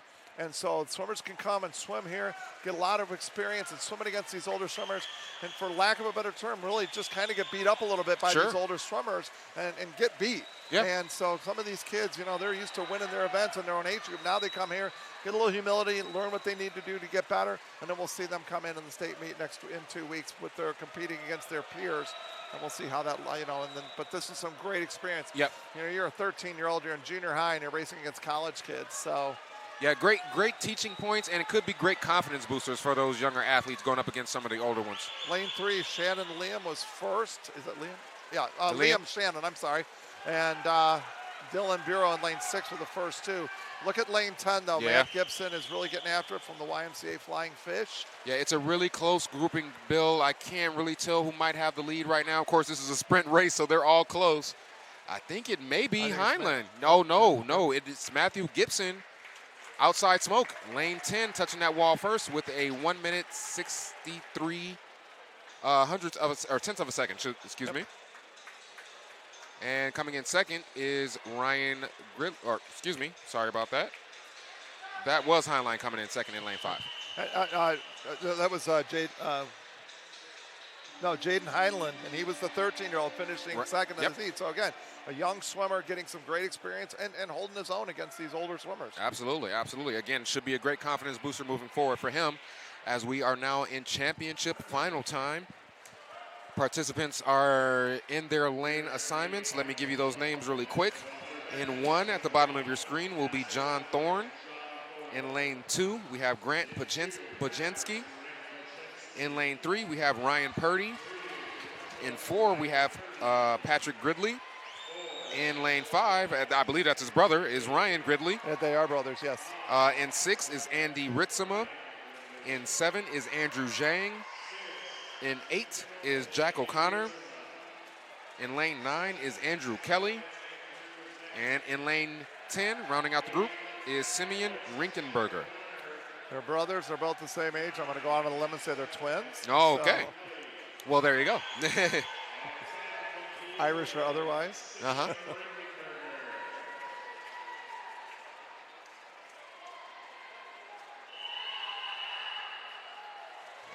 in the water they go.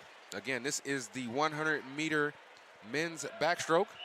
And we watch the start here because we do have some college guys in here, and these guys, our top swimmers, bigger, stronger guys. These guys, we want to see if they can get their whole hips out and they get their whole body out of the water. And you definitely see a lot of hips coming out of the water here. Here, a little bit of a slap. That means they're a little bit flat, but so that's something when you watch like the big meets, like Olympic trial stuff, you can really get a good feel for that.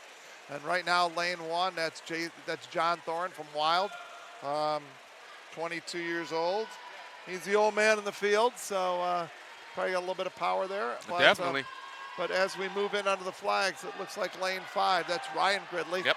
Hitting the wall first. Nice deep breakout. Watch these guys are still underwater, and they're staying underwater for about the first quarter of the race. You can stay underwater 15 meters. There's little white markers. They're very difficult to see on YouTube unless you can blow it up and you got a big monitor. But Ryan Gridley, nice, smooth tempo there, grabbing a lot of water, and look at fast hands. Head is still. You could put a glass on that head and it wouldn't fall into the water. So, and that's what you want to see. That body moving around the head, not the head chasing, pulling the body in different directions. A sub 58-second time for Mr. Ryan Gridley, 57.8 for him. Just a little bit off that meet record.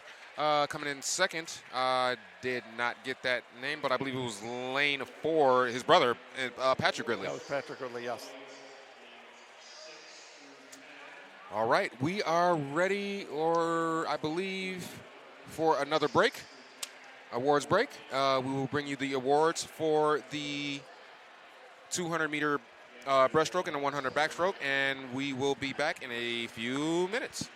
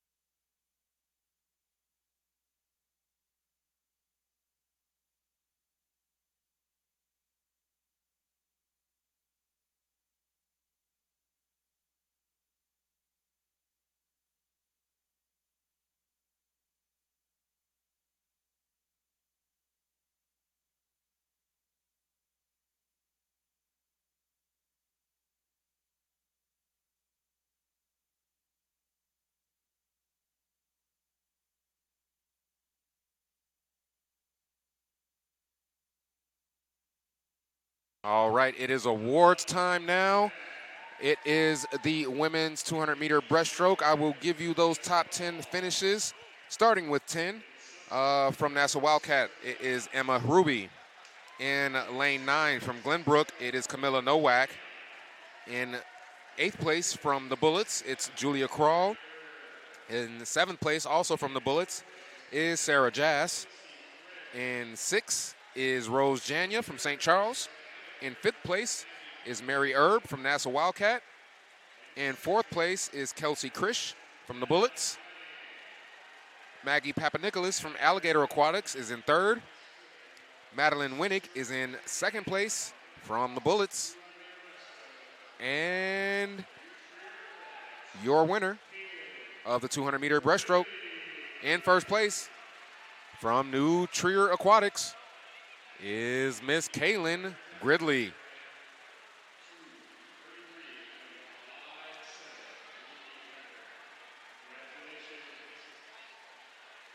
Congratulations, Miss Gridley, and congratulations, young ladies.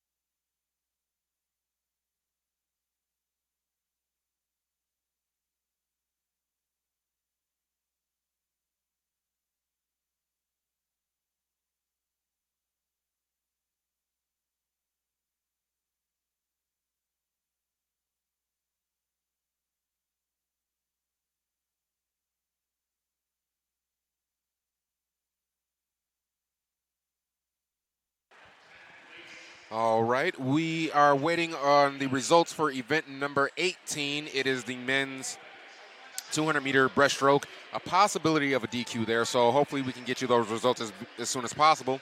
We are on event number 19 awards now. It's the women's 100-meter backstroke. I will give you those placements. Coming in 10th is Isabella Pytel from the Bullets. We have a tie for 8th, Sophia Mruck from St. Charles and Audrey Richardson from Nassau Wildcat. In 7th place, we have Emily Smith from Dunlap Dolphins. From the Bullets, we have Catherine Mueller in 6th place. From Glenbrook Swim Club, we have Michelle Kaner. She is in 5th place. Anna Poplowski will be in 4th from Waves Bloomington. Her teammate, Julia Heimstead, is in 3rd. In 2nd place, from Nassau Wildcat, is Carly Noveline. And your women's 100-meter backstroke winner, coming in 1st place with a 1:03.36 time, is Miss Jessica Geriani from the Bullets. Congratulations, Jessica, and congratulations, young ladies.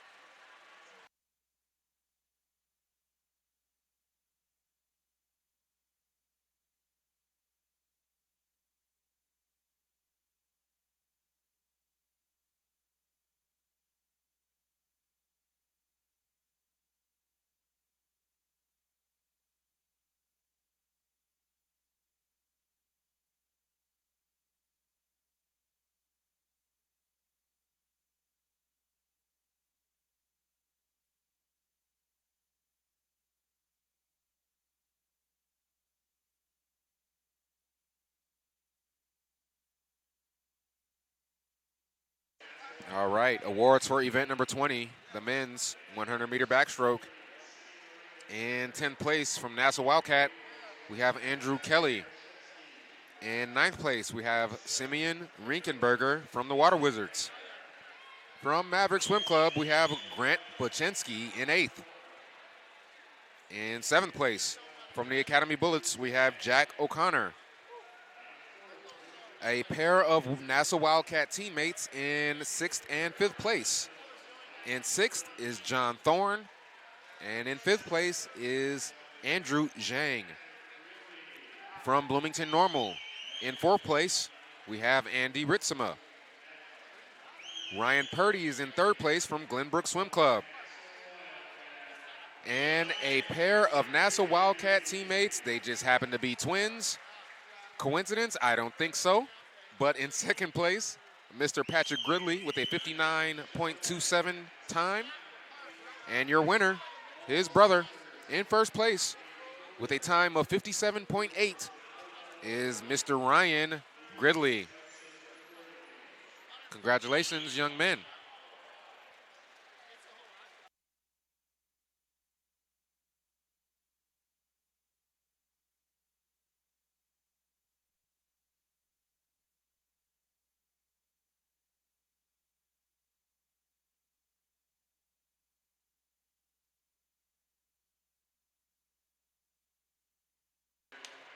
All right, back to action now. 2019 Illinois Swimming Senior Championships. We are in event number 21. It is the women's 400-meter freestyle C final. Again, it'll be a C final, a B final, and an A final. Let me give you those lane assignments. In lane 1, bottom of your screen, we have Kellen Hayes. In lane 2, we have Caroline Zimner. In lane 3, we have Kaya Breidenbaugh. In lane 4, we have Molly Lumsden. In 5, we have Sydney Maxwell. In lane 6, Emily Regula. Alexis Wendell will occupy lane 7. Hannah Giles is in lane 8. Megan Niziolik is in lane 9. And from Delta, in lane 10 at the top of your screen, is Miss Sloan Lightfoot.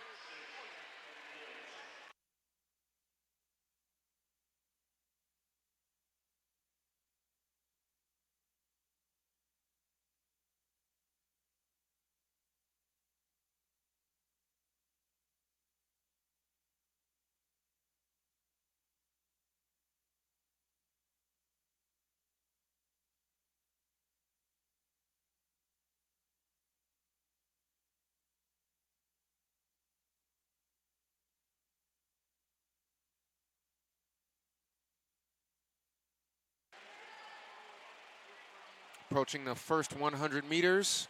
We'll give you those split times really quick. It looks like lane 2 and lane 9 are your early leaders. Caroline Zimner in lane 2. And that's Hannah Giles in lane 8. 34.30 for Miss Giles on that last split time.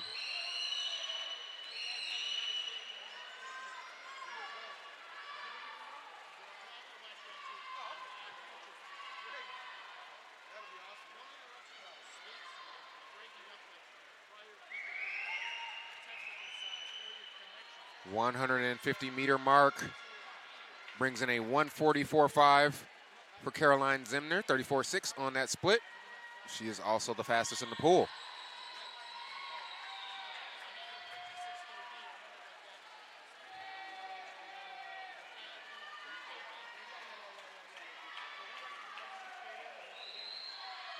Caroline Zimner running a strong race so far, swimming a strong race so far. Approaching the halfway point here, 200-meter mark. She's hitting the wall at a 2:15.11, 34.66 on those split times, being pretty consistent.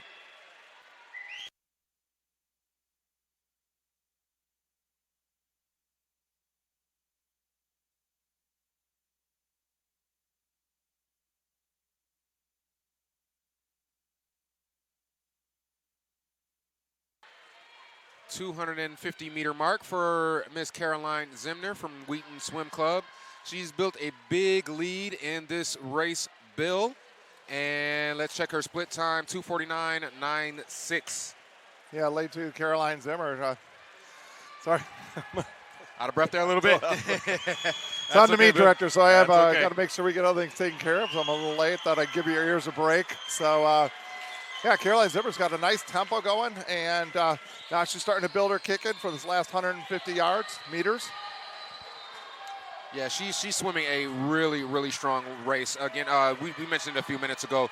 Doesn't look like there's any wasted motion, not a lot of splash from her stroke, Bill. She's looking pretty smooth in the water at this point. Well, one thing you notice in distance swimmers is that you watch, are they turning on the same hand? Are they turning with that same number of strokes?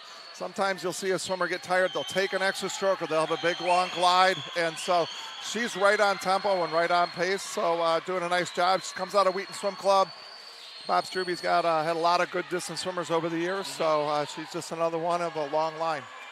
Now, when we get into these longer distances, I've mentioned this at other meets before, but how much of a factor do you think it plays when you sort of see around the pool and there's no you're leading the pack, right? I mean, does that creep into the mind of a Caroline Zimner at this point when she's got such a big lead?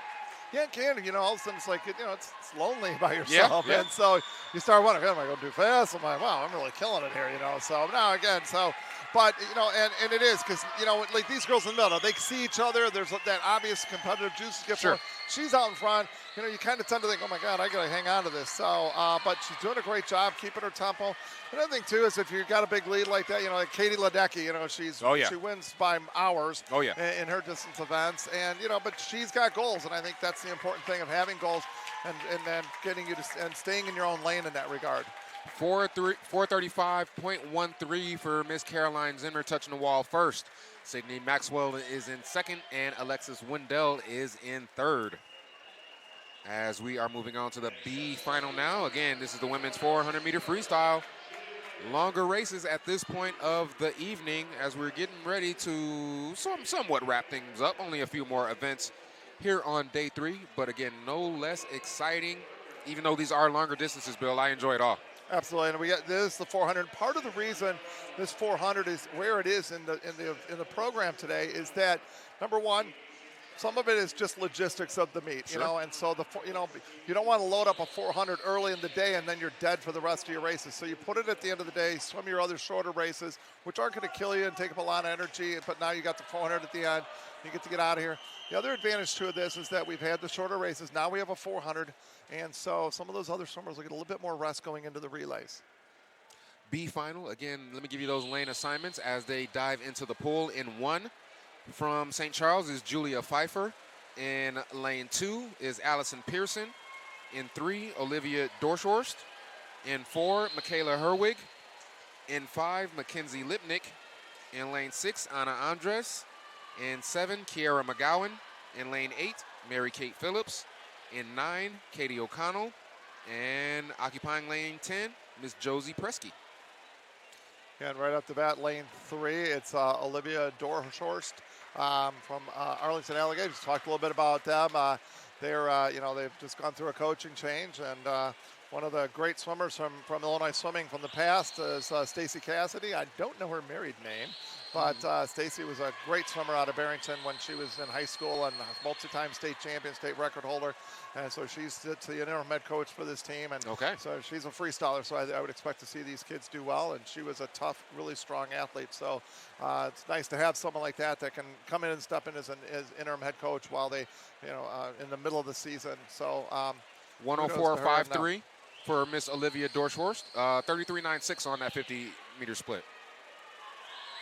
And she looks good. I mean, she's out a little bit quick, which is fine. And we'll see how she hangs on. But, now we're going to settle into the, as we've in the middle of the race. It's just like a 200, the middle 100. And a 400, it's a middle 200. We talk about the third quarter of the race. That third 100 is going to be important, too, because you've swum half the race, and now you got to do it all over again. Right. So there's the psychology of that, too. So distance swimmers, some kids will tend to build it more. Some kids like to go out fast and hang on and see how they can do. So a lot of different strategies. And right now it looks like we're seeing lane 4, Michaela Herwig with a 34.7. Still a little bit faster than Mackenzie Lipnick, but about a second faster than Olivia. And so now she's taken the lead as we go into the middle of the race. And so that's a positive development. I would keep an eye on Mackenzie Lipnick. Looks really good, too. And Katie O'Connell in lane 9 looks pretty strong. Yeah, they're all pretty tightly grouped. Lanes are. 1 through 10, Bill. It's so far halfway through the race, approaching 200 meters. It's pretty close between all of these swimmers. I mean, they're all within a pretty good distance of each other. Yeah, Michaela Herwig touches first. Mackenzie Lipnick just 4/10 slower that 50, which seems 4/10 of a second could be a lifetime in our sport. But in the 400 race, that's what it is. So, but Michaela Herwig looks good. She also looked great going into that turn. She hit that turn on a full stroke, so she's not taking a partial stroke, she's not gliding. And if she can do that, you're going to carry the maximum amount of momentum into the turn. Now, as you can see, she's pulling away from the field with about a body length lead. And so it's interesting. So sorry to cut you off. No, that's okay. But 34.5, 34.8. But, she's not blowing the field out, but the half a second each 50, all of a sudden it's over 6, 7 50s. You're looking at 2 or 3 second lead. And Michaela Herwig looks great right now. So correct me if I'm wrong here on this sort of assumption, Bill. I would think that in these longer races, stroke count is more important than it would be in sort of, you get the 100 or the 200. Is that true? I mean, it's sort of you can't turn with the tempo in this event that you would in a 50 or 100. So being more efficient is more important. Obviously, being efficient in eddies is always important. Sure. And I'm watching Katie O'Connell, lane 9, starting to make a move too. So Katie O'Connell touched first, and she and Michaela 34.8, Katie 34.5. So she's now kind of doing what Michaela was doing earlier in the race. And so both these girls have a good swim, and I think this is going to be a really interesting race between these two bullets. Yeah, Michaela Herwig in lane 4. Again, Bill just said in lane 9 is Katie O'Connell. They're right there starting to separate themselves, approaching that final turn and bringing it home. Yep. And Michaela Herwig with a slight lead, and but she turns 30. Where am I at here? 34.9. Katie O'Connell 34.1. And Katie O'Connell with that turn has just taken the lead, Bill. Katie O'Connell is we've talked about the dads coaching their sons.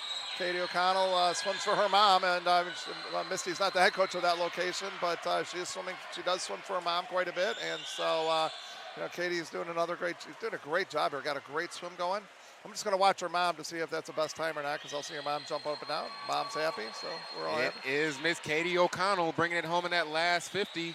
Her finish time. I'm sorry. No, 33.1. Yep.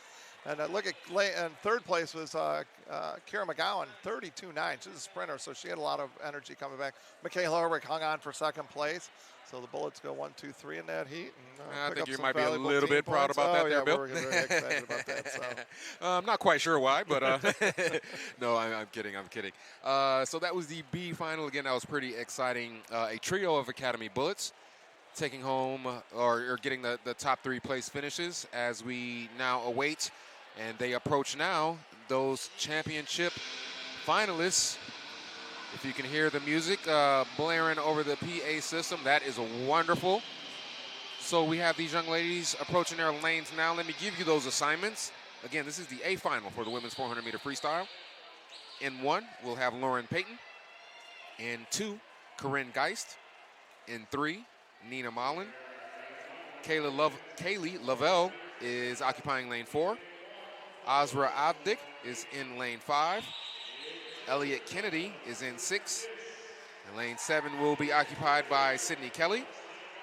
Abby Tati is in lane 8. Molly Rosenthal is in lane 9. And Miss Casey Craffey rounding out the group. She'll be in 10 at the top of your screen. It's going to be an interesting race because you've got in the middle of the pool, you've got Kayla Lovell in lane 4. You've got Azra Abdik in lane 5 and Elliott Kennedy in lane 6. There's a lot of other good swimmers in this heat also, but I look for those 3 to have this potential to really to take this race over early, and make it their race and make it a 3-person race. And we'll see what happens. I don't want to discount any other swimmer. Sure. Like, why not? say in the World Series poker, all you need is a chip on a chair. Here, all you need is a lane, and you got an opportunity. So. But the girls in the middle, those 3 girls, their best times are 4:19, 4:24, 4:23, and then beyond that, all their other girls are in the high 20s. But Abby Todd is also a 4:24. So it's going to be interesting how these guys, girls, these ladies, how they swim this race. Now look at Casey Chaffee. I doubt she's going for an intermediate split because it's going to hurt a lot at the end, but she could be. But she is out in 30.5. Now, she was out in 30.7 this morning. She likes to get out quick. She's at the top of your screen. Also, Corinne Geist from Delta is another swimmer. She's out 31.1 this morning, so she likes to also get out a little bit quicker. But we'll see what happens because this race is really going to be, it's the middle 200 that's going to really determine this race. Yeah, again, Corinne Geist, lane 2. Lane 6, that is Elliott Kennedy. Yep. In that first lead group so far, approaching that 100 meters, it's a 32.73 for Elliott Kennedy. She is the fastest lady in the pool. She is, and this girl has a lot of talent. I just can't say enough about her. She's a hard worker, and but also, Corinne Geist, this woman out of Delta Aquatics, out of the Oswego area. And look at where we see Nina Mullen coming up 2 in lane 3. So my prediction is not holding up at all. So, once again, well, when has it, Bill? No, I'm kidding. Get back into form. Got that one right. Got out of my comfort zone. Exactly. And again, Elliott Kennedy is just consistently holding 33s. But so is Azra Advik and Sydney Kelly too. And Sydney's also another strong swimmer. So Nina Mullen down there in lane 3 with a 33.9. So we've got a handful of girls that are still splitting 33s. Some of the other girls are kind of fading back a little bit into the 34s. So yeah, we've got about 3 swimmers in that lead group right now. Again, that's lanes 2 and 3, Corinne Geist and Nina Mullen. And lane 6, Elliott Kennedy approaching another turn. Let's give you those splits. I think Kelly's still out in the lead, or Elliott Kennedy, I should say. She is 34.2, but now we're seeing Azra Advik also 34.2. Nina Mullen 34.3. Those are the splits. Molly Rosenthal from BR Ryle at the bottom, top of the screen in lane 9, 34.2. Let's see if she can make a move. Corinne Geist again, lane 2, 34.3. So a lot of girls in that 34s. I actually thought we would see a couple of these girls really move out, but again, we don't know where they are in their training and what meets they're resting for. You get some of these younger kids, they're trying to get some qualifying time, so they may be fully tapered for this meet. So and every meet we go to is like that. So that was Nina Mullen in lane 3, fastest split time, 34.04. Exactly, and great swim. Sydney Kelly had a 33, it looks like, and that might be a pad malfunction too. So we'll have to see that. But Nina Mullen looks great right now. Yes, she does. Wish I had called her name early in the race. You still got time, Bill. You still got time. You can always change it. There's no problem with that. Now we see Kaylee Lovell. She's a great distance swimmer. She was in 5th or 6th place earlier, and now she's moved all the way up. And I am sorry. That's 5? No, lane that's 5? lane 5. Yep. I'm looking at actually Lindsay Kelly. I thought it was Kaylee Lovell. But and Sydney Kelly continues to move up into this field. But Right now, it's Nina Mullen in first place at another 34 low. And again, you want to build your race, you want to build it up. So we'll see what happens. And this is, when you're not fully rested and you're in the middle of training, the first half of the race tends to feel a little better, but then it starts to bog down a little bit because the muscles they don't have the swimmers that are more rested. They've got that hop at the end of the race, and that's what we're seeing with Nina Mullen right now. Yeah, getting stronger as the race goes on. 33.8 on that last split, but that is lane 8, Abby Tauti from the Wolfpack with a great turn, and she has a slight lead over Nina Mullen with about 25 meters left, Bill. Yeah, they're neck and neck. It looks like it's going to be, I think, Abby Taut, 33.6. Nina's right with her, too, and she's got a nice, strong kick. Nina's a really, really talented freestyler. Mullen has picked it up in lane 3, but I think it's lane 8. It is. Abby Taut from CWAC. Nina Mullen comes in second. And boy, I don't know if that time is right, but a 31.52 on that last 50 meters, that is blistering. Was moving. She was definitely moving. And then, of course, my horses that I called, they're not on the running at all. So that's okay, Bill. That's okay. Stay away from the track today, Bill. Listen, we've got plenty of chances to get it right. There's nothing wrong with that. Although we do not condone violence for those, or gambling. For those watching on YouTube, we do not condone that at all, depending on where you're at. All right, moving right along here. Event number 22, it's the men's turn now. Their 400-meter freestyle. It is the C final. Let me give you those lane assignments. In 1, we have Gavin Hill. In lane 2, we have Luka Simic. In 3, Parker Nolan. In lane 4, Jack DeMarco. In 5, Austin Millard. In lane 6, Samuel Flesner. In 7, Calvin Sandifer. In lane 8, Camden Swigert. In 9, Zachary Ekstrom. And in lane 10, at the top of your screen, rounding out the group, is Mr. Vince Chiappetta.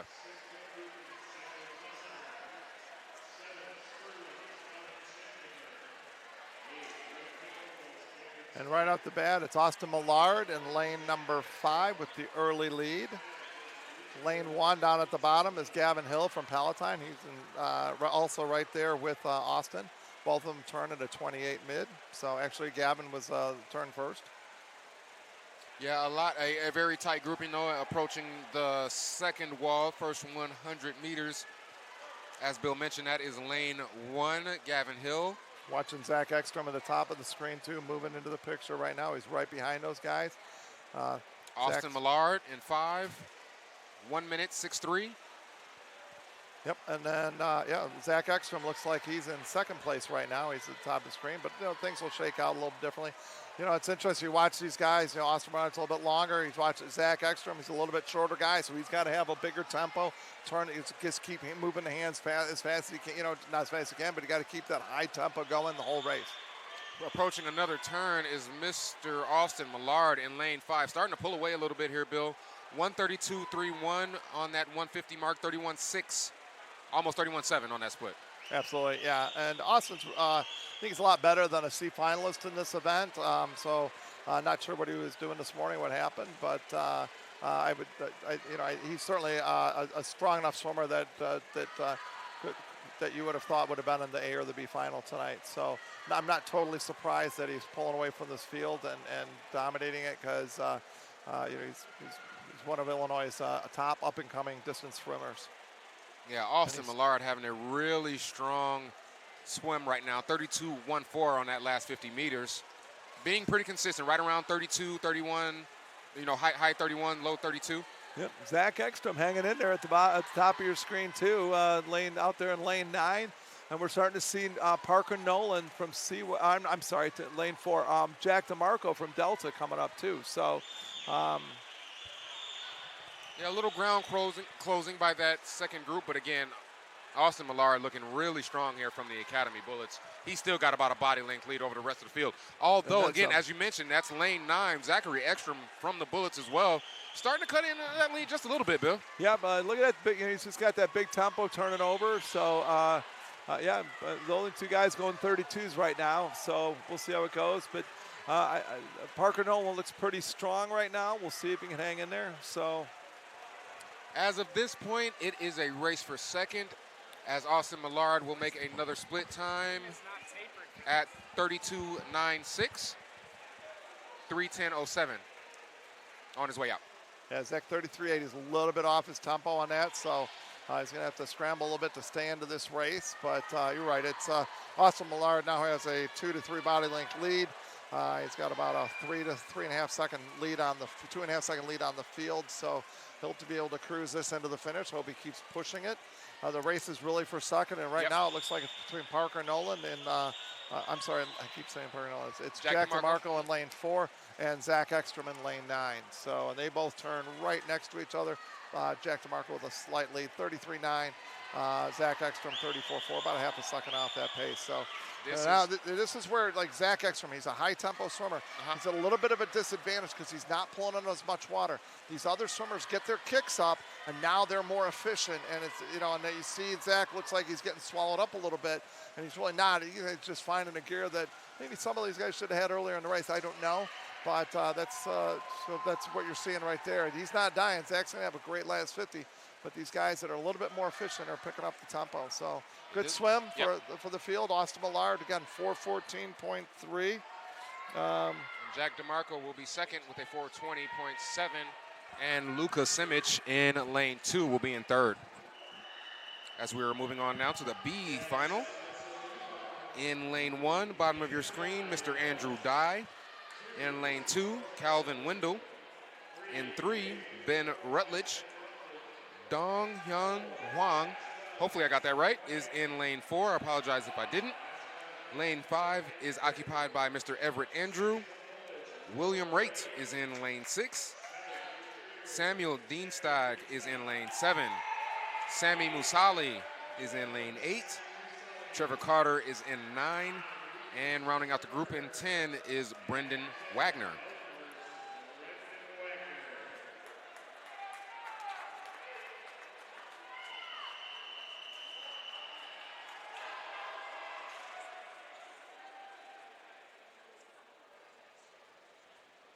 They are ready to go in this B final.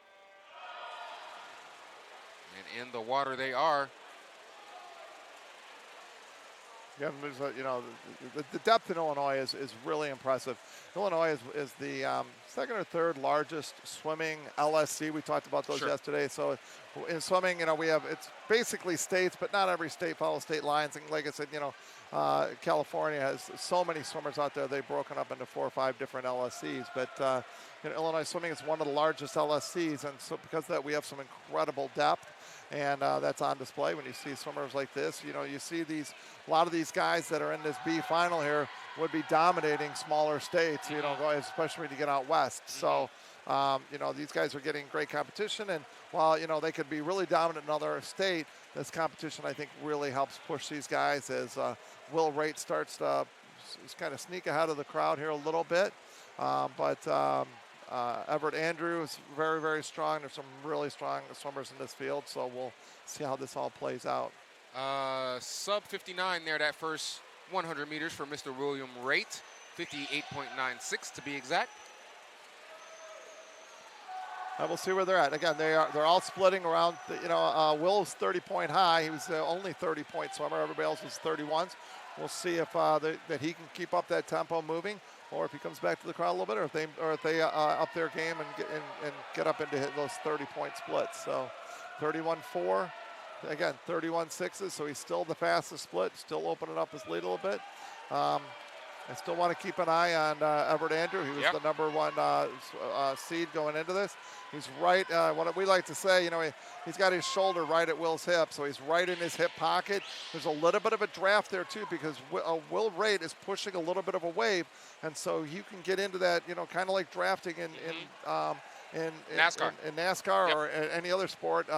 You know, it's the same kind of thing, and we saw that right there. Everett Andrew rode that wave a little bit, 31.7. Will Raitt dropped down to a 32 like everybody else in the field, and Everett Andrew moved right up alongside of him. Now they're racing even. Neither one of them is going to be able to draft off the other. In fact, if anything, you're going to see the third and fourth guys drafting off the first 2. Yeah, you can we're really seeing that with Dong Hwang, where he's absolutely in Everett Andrew's draft. Yeah, and so you if just you can mentioned catch it, Bill. that. But it's starting to get to a point where he's getting out of it because of he's starting to lose a bit of space. But there we see Will Ray got out split the last split, but now he comes right back with a 31.9. Andrew Everett with a 32.1. So I anticipate this is going to be a really great race coming down as they got about 125 meters to go. Will Ray getting the kick up. You notice that right there, just as I started pointing to Everett Andrew, I was going to say he hasn't started kicking yet. Right then, boom, right in the middle of the pool. He's got 125 yards to go. He builds the kick up to get some momentum, so he's going to try to slingshot through this flip turn right here. We'll see how it goes. Both of them, they touch together. Oh, that is 8/100ths of a second separate them. Their splits are almost identical. So that's good stuff right there. Yep. But Andrew Everett, I think, had a little bit more speed going in. But Will Ray's a tall kid. Andrew Everett is a tall kid too. But they're both big guys, and so you're not going to be able to. They're both experienced swimmers. They're going to be hard to outrun that way. But some good strategy by both guys right here. And both of these young men are stroke for stroke. There's no doubt about it. They can see each other. They're absolutely looking at each other. We call it eyeball-to-eyeball racing. Yeah. And now the interesting thing is, will they look at each other? Because now their dominant sides are opposite each other. Will they turn to face each other? It's also interesting. Notice they're coming together on the lane ups. They want to, they want to be able to see each other. And right now it's Will Ray with a slight lead, but that's a big kick by Everett Andrew. So Everett Andrew in 5, William Raitt in 6. Who is going to touch that wall first? They go for it. Oh, man, that's close. William Raitt, though. By a 1/10 of a second? By a 1/10 of a second over Everett Andrew. And what I love about what Will Raitt did, so when you see the lane ropes where they're solid blue, but that's the last 15 feet, 16 feet, last 5 meters, about 6-7 meters out, Will Raitt stopped breathing, put his head down, and just went straight to the wall. And that's a huge thing to do. You're at the end of, you've just been racing for 4 full minutes, and then to put your head down, starve your oxygen, but that just keeps the head still, gets you going, and you put your eyeballs on that wall, go straight into it, and you got to win by a 1/10 of a second. Yeah, great race in the B final as we now head to the A final, championship final for the men's 400-meter freestyle. I will give you those assignments. In lane 1, we have William Boley. In lane 2, we have Michael Flynn. In 3, we have Luke Maurer. In 4, we have Nicholas Andres. In lane 5, we have Liam Hutchinson. In 6, we have William Camps. In lane 7, we have Ian Vandergraaf. In lane 8, we have Tyson Tucci. In lane 9, we have Daniel Puchko. And rounding out the championship final, top of your screen, lane 10 will be occupied by Colin Kingsley. There's some really good swimmers in this field. Right down, you can't count any of them out. But in the middle of the pool, you got Will Camps, who's one of the 19-year-olds, him and Ian Vandergraaf, college swimmers. And also you got Daniel Pusko's a college swimmer in here too. Then you get Liam Hutchinson out of Wheaton, one of the top distance swimmers in Illinois. Nick Andrus is another one. Luke Maurer, who is right now is a 100, 200 guy, but he can go up to that 400, and he's got a lot of length to his body, and boy, he grabs a lot of water. A bit of a reset there on the blocks, but they are ready. If a swimmer if the swimmer Flinch. moves a little bit, and sometimes it's a balance thing, just a little bit twitch, they'll stand it up, just reset the heat and get them back into it again. Yeah, I mean, it's like you said earlier, it's protocol, and it does nothing but, I would think, help the swimmers, right? Absolutely. Because you don't want to get those muscles tight and have them anticipating, and being a little antsy. You want them relaxed at the start of those blocks. Absolutely, and if you're twitching a little bit and all of a sudden it just, stand back up, take a deep breath, and let's get back into it. And so right now, Liam Hutchinson's being very aggressive on the first 50 here. He's out in 27.1. It's almost a full second than he was out this morning. He was out in 27.9. So, and again, he was about 7 seconds off his time this morning. So, that's about right for him. But we'll see where he's at. And then up in lane 8 is Tyson Tucci from Bloomington Normal. He's in second place. So we'll see. Approaching the 100-meter split now. That is Liam Hutchinson, sub 30, 29.3. Again, that split is a half a second. So he's a second and a half faster than this morning. Think about that, Yeah. So he's quite a bit faster. He's on pace, very close to on pace to his seed time, which is most likely his best time. And what's great about this right now, Bill, is that Mr. Hutchinson's not really kicking that much. No, he's not. It's a lot of easy speed. He's got a long stroke. He's grabbing a lot of water. And he's putting a little bit of distance between him and the rest of the field. So it just doesn't, I'm going to be honest with you, even though it's this early, it's going to be very difficult unless he completely locks up because he went out too hard, which I don't think he did because, again, you brought it up. A great point is the kick. He's not kicking at all. Will Camps is starting to make a little bit of move and moving into second place ahead of Tyson Tucci, or right with Tyson Tucci. They'll flip close together, I believe. Halfway point for one of the bright spots among all of the bright spots, but one of the brightest spots in this 2019 Senior Championship, Mr. Liam Hutchinson. Right at about 30 seconds on that last 50-meter split, 156.2, almost 156.3. And again, 30.3. Still, all four of his splits so far have been faster than what he went this morning. He was 158 this morning, 156 now. So, all his splits are faster. And so right now, then it's the battle right now is for second place. Absolutely. Which is Will Camps, and that would be Lane 8. Lane 8. I'm sorry. Yeah, that's okay. Tyson Tucci. So. Yeah, another 30-second split for Mr. Hutchinson. Mr. Consistency is what he's being in this particular race here, Bill. Again, I mean, I'm amazed watching this, right? He's got about a 3 body length lead, and he's not even using his lower half that much. Exactly. So, and he absolutely is. So he'll start to pick up the kick, I would imagine, because we're coming in under the 300 mark. He's got 100 to go. I want to get the kick up. Just doing a great job. He is the state meet record holder. And his state record, which he set last year at this meet with a 3:59.5, he's right at it. I mean, he's on pace to go at 3:58 low. So yeah, I was I was here last summer. I remember him setting that meet record. Very impressive. Continues to be impressive. He has, and still hasn't fully engaged his legs, but he's doing it a little bit. The real battle here is for second place. That's Tyson Tucci and William Camps from Academy Bullets. Tyson Tucci from Bloomington Normal. But it's still Liam Hutchinson from the Wheaton Swim Club. Boom, 30.3 again. Yeah, I mean, he can go, I believe he can go 32-0, and he's going to get his record. And so he's not going 32-0. My guess is we're going to see a 3:57 here, which will break the record I think by so. about 2 seconds. Absolutely. There's just starting to engage that kick. Yep, he's got the legs going in. Now we're seeing everybody's legs come up. You see William Camps. And here comes Tyson Tucci. Boy, man, look at Tyson Tucci's tempo. These guys are duking it out. Let's check that finish for Mr. Liam Hutchinson. A sub 30, 50 meters, bringing it home with a new meet record at 3:56.75. Congratulations, Mr. Hutchinson. William Camps will touch the wall in second place with a 4:04.35. And Tyson Tucci coming in third in lane 8 with a 4:04.41. Yeah, Will Camps 29.6. Tyson Tucci 29.3. He was really coming on at the end. Will was able to just keep after it and touch him out by 6/100 to the second for a great finish there. Love to see those records fall here at the 2019 Long Course Illinois Senior Swimming Championships. We are headed towards an awards break right now. A brief break it will be, and then when we come back, we will bring you my favorite part of the evening. It's the relays, 2019 Illinois Swimming Senior Championships. We'll be back in a minute.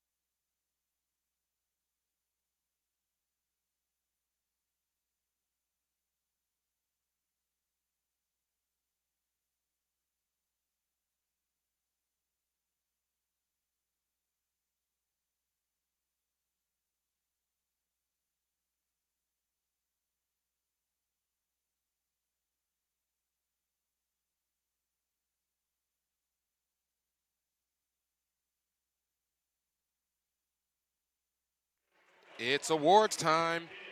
Event number 21 for the women's 400-meter freestyle. In 10th place, we have Casey Craffey. In 9th, we have Kaylee Lovell.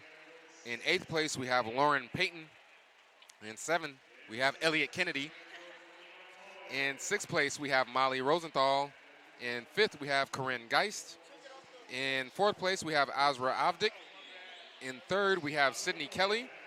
Her teammate, Nina Malin, is in 2nd place and winning the women's 400-meter freestyle in 1st place with a time of 4:26.58 is Miss Abby Tauti. Congratulations, Abby, and congratulations, young ladies.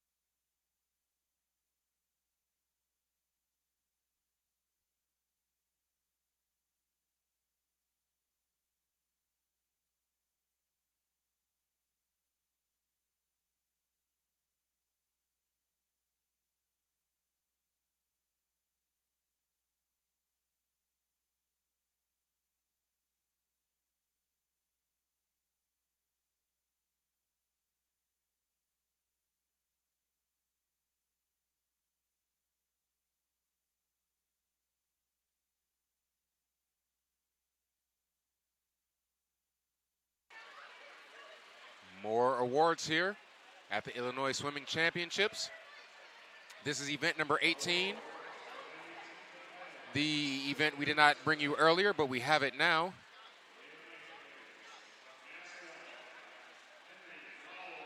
So we are going to start from 9th place, as we did have a disqualification. In 9th is Henry Blau. In 8th place is Preston Waldusky. In 7th place is Daniel Matlock. In 6th place is Thomas Reedy. Your top five starts with Samuel Flessner. Spencer Burkhalter is in 4th place. Travis Hull is starting your top 3. Jack O'Connor will be in 2nd place.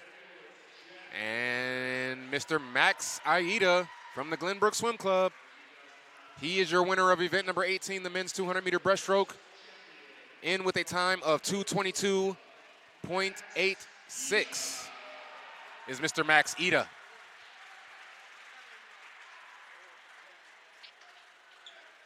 Congratulations, Max, and congratulations, young men.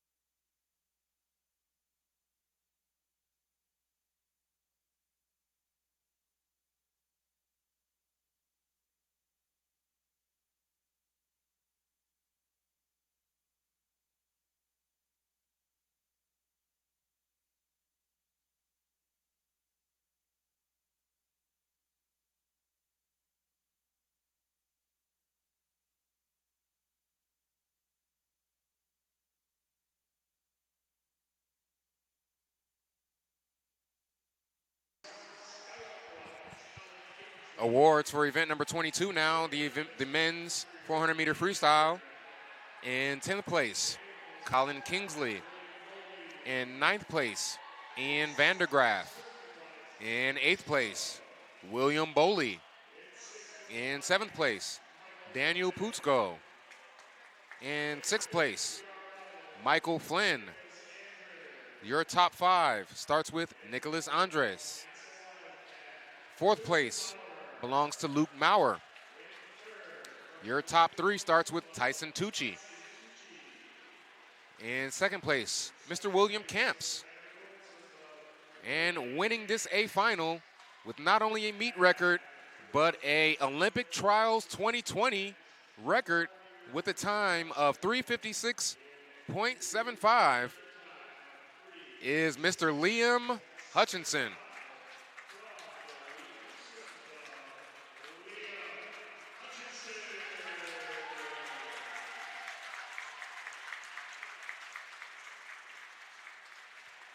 Congratulations, Liam, and congratulations, young men.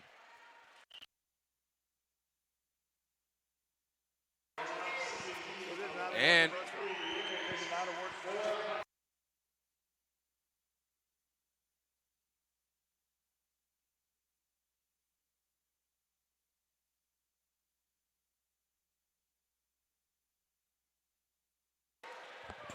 all right, we are in the favorite part of the evening for me, Mr. Bill Shawls. It is time for event number 23, women's 400-meter medley relay. And again, I couldn't be more excited. I love these relay races. They're the best part of the meet for me. Let me give you those lane assignments really quickly. We will have in lane 1 the A relay from Glenbrook Swim Club. And starting things off for Glenbrook will be Michelle Kaner. She'll be followed by Camilla Nowak. Emma Pritchett is on the third leg, and that anchor is Nia Robinson. In lane 2, we'll have the A relay from St. Charles swim team. In lane 3, we've got Academy Bullets, their C relay. In 4, we've got NASA Wildcat, their A relay. Another A relay, it's the Academy Bullets, this time in lane 5. New Trier Aquatics, their A relay is in 6. The B relay for Academy Bullets is in 7. Academy Bullets D relay is in 8. Their E relay is in lane 9.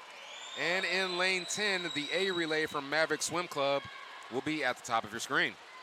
And lane 5, Jess Geriani is leading off the 100 backstroke, the bet leg for the Academy Bullets. She had the winning time today, and she is out in 30.6. She was just a little bit off the Olympic trials cut. She was out in 30.8 this morning. So she can make an Olympic trials cut from the leading off the relay. So we'll see if she can get that 102. She was a 103 low. So, but there's 3 girls in the hunt right here. So who else we got? Lane 2, we have St. Charles. Yep, that's Megan Armstrong. And in lane 4, also that's Carly Nobeline, another one of our top swimmers. As those second legs are dropping in. Yep. A lot of racing tonight, 103.5, just a little bit of right about where she was earlier today, but she does give the Bullets a lead. But in lane 4 from Wild, we have Casey Venn with a great underwater pull to get her team out. I'm guessing that's Kelsey Critch. Oh, no, that's Madeline Wenig for Academy Bullets in lane 5.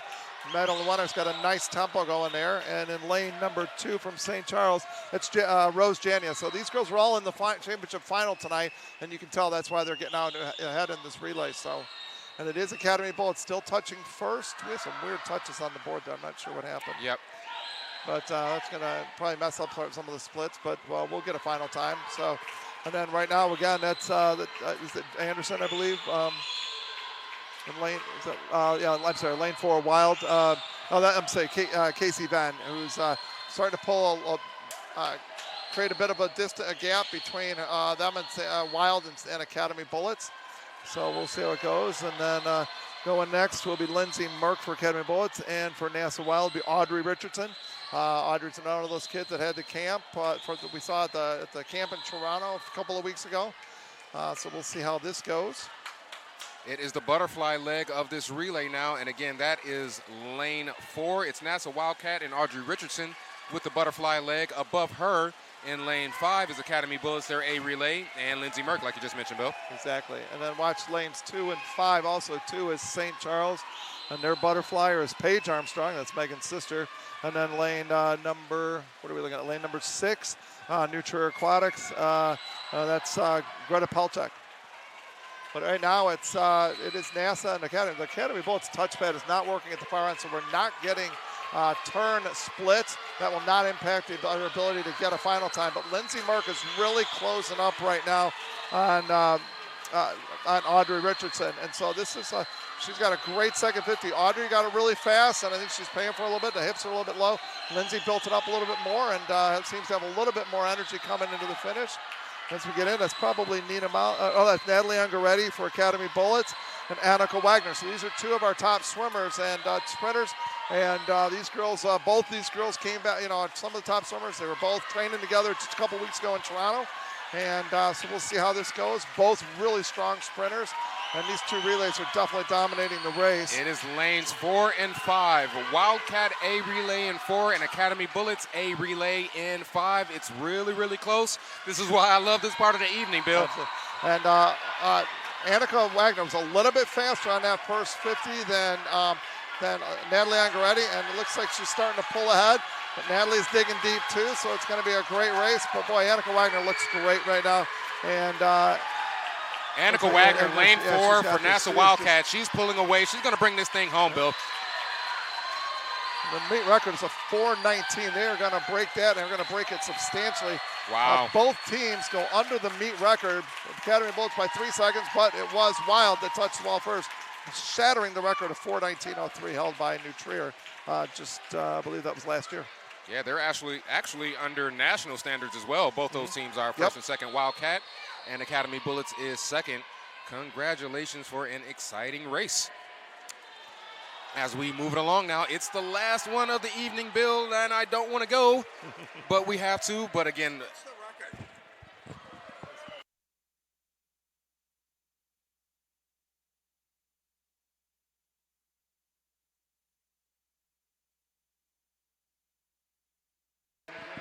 okay. This is event number 24 now. We're finishing things up with the men's 400-meter medley relay. Let's give you those lane assignments. In 1 at the bottom of your screen, we have the A relay from New Trier Aquatics. Actually, in lanes 2 through 8, they will be A relays. So in lane 2 is NASA Wildcat. In 3 is Patriot Aquatic. In 4 is West Chicago. In 5 is Glenbrook. And in lane 6 is Academy Bullets. In 7, it's the B relay from Academy Bullets. In 8, it is the B relay from Glenbrook.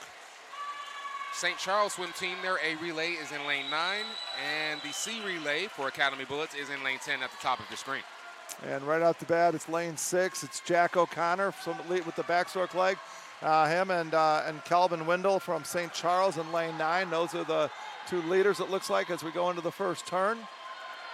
Also, Adam Zucker from Glenbrook, and also Academy Bullets B is there. So pretty tight race, but right now it's lanes 5 and 6. So that's Glenbrook, and it's Ryan Purdy and Jack O'Connor. And also St. Charles in lane 9. That's, like I said, Calvin Windle. Yep. And those three are it's a little bit of a lead, but again, different teams have different strengths and different strokes in these relays, and so tends to be a little bit of back and forth on this. Backstroke is done. The breaststrokers are in, and that is lane 6. It's Academy Bullets, lane 6, and that's Michael Rosa, and then lane number 5 is Max Aida, and these are two of the best swimmers in the state, so this should be a great race. Michael Rosa had a great start, great pullouts. That's what he's known for. Max Aida, a little bit, also a great breaststroker too. And then out in lane 7, Nathaniel Baxter, we saw him earlier, and all three of these guys are out really quickly, and so we'll see where this breaks out. Again, Michael Rose with another great breakout. When we watch lane 4, we're looking at Garrett Klassen. This guy's a tough trainer, tough racer, and he's starting to move up on the field a little bit too. But right now it's Michael Rosa and Max Aida, and we're seeing Max Aida, man. Yep. He's very gritty. He's staying in the race, and he's not letting Michael Rosa get away from him. No, he's actually taking over the lead as they approach the third leg now, Bill. The third leg is, now we have the butterflyer for Academy Bullets is Nolan Fergus. He was the state champion last night in the 100 butterfly. And then Foster Swanson from Glenbrook. And we see that right off the bat. Nolan gets a good lead. Nolan's got to be a little bit careful. He doesn't want to overswim the beginning of the race because he'll be hurting at the end if he does. Lane 4 is West Chicago Sharks. That's Tegan Cook keeping them in the race too. And still out there in lane 9, St. Charles. That's Kyle Lewarchuk. His dad, who we mentioned earlier, is Tim Lewarchuk, head coach. But Nolan Fergus fastest first 50 of the field by over a second. He's building up a nice lead here. And so he's going to hand Will Raitt, who had a really nice swim earlier tonight too. So Academy Bullets are just pulling away from the field. We want to keep an eye on that record of a 350. I'm looking at the names on that 350 record. I don't know if that's going to be something we're going to be talking about much longer. No, they are well under it at this point as the anchors are now in. It's the freestylers, and that is lane 6 Academy Bullets. They're a relay. They've got about a 2-length body lead now. Yeah, William Raid. And these guys were psyched up earlier. I overheard them talking about wanting to win this relay, and they were plotting their strategies and everything. But at the end of the day, in a race like this, get home on that second 50. Yep. So this race is really tightening up for second. Lane 4, that's Patrick White from West Chicago. Lane 5, Michael Hajidanov from Glenbrook. And St. Charles staying in the race. Kyle Lewarchuk did a nice job bringing them back. Nicholas Bork for St. Charles in lane number 9. But this race really right now, Academy Bullets with a solid lead, 2 body length lead, a couple of seconds on the rest of the field. But this race is for second place. And a matter of just whether or not Glenbrook is going to be able to hang on. It's Michael Hajidanov. Will Raitt for Academy Bullets is going to touch first with a time of 3:55 and 3:54. Oh, 3:54.3. Glenbrook's Swim Club hangs on for second place with a 3:58.0. West Chicago 3:58.4. Great swim. So West Chicago, all three of those teams, a lot of great swims in that heat. Wow. Woo. And then Patriot, who anchored Patriot Aquatic Club? Oh, Topher Spensby. Look at that last split, 26.90. Yep. Outsplit the field by almost over a second and a half, and took them from 4th or 5th to 3rd place with a great anchor like. And so, again, you got a big stud at the end. He can make up a lot of ground, but you got to have all 4 bodies to win a relay. Yeah, I mean, that you're totally right about that, Bill. It is a team effort, and again, that's why it is the most exciting part of these meets, at least for me personally. I hope it was for you watching at home as well. That will conclude the racing action for tonight's broadcast.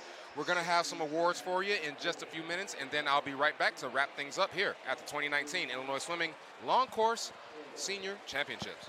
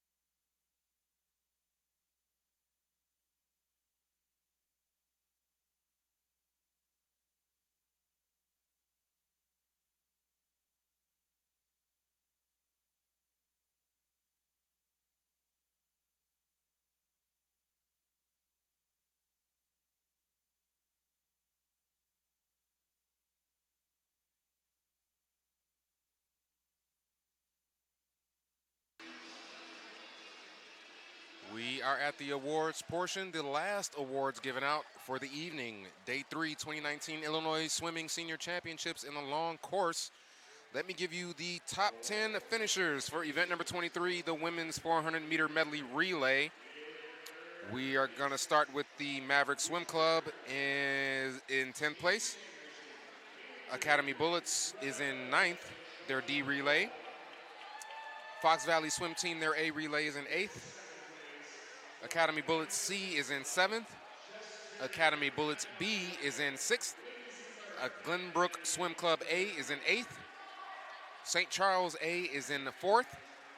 New Trier A relay is in 3rd. Academy Bullets A relay is in 2nd. And the winner of the 400-meter medley relay, it is the A relay team from NASA Wildcat Aquatics. Carly Noveline, Casey Venn, Audrey Richardson, and Annika Wagner. Their time of 4:15.47 is the winner. Congratulations, ladies.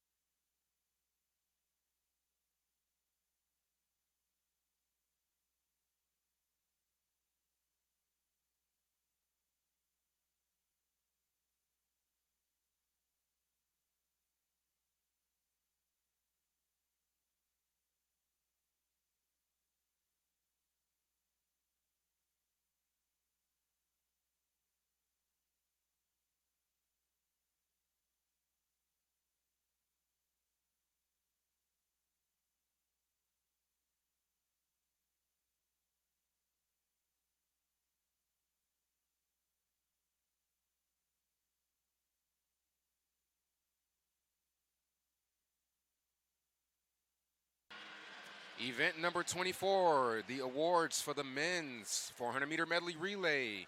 I will give you the top 10 place finishers. Starting at 10, we have the A relay from Bloomington Normal. They'll be in 10th place. Academy Bullets B relay is in 9th place. In 8th place, we have the St. Charles swim team, their A relay. Actually, from 7th place on, it is A relays. In 7th place is NASA Wildcat. In 6th place is Patriot Aquatic Club. In 5th place is the Wheaton Swim Club.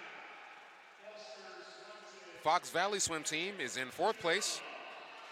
And rounding out your top 3, West Chicago Sharks, Glenbrook Swim Club, and with a time of 3:54.3, which is a junior national standard, it is the Academy Bullets A relay team consisting of Jack O'Connor, Michael Rosa, Nolan Fergus, and William Raitt. Congratulations, gentlemen.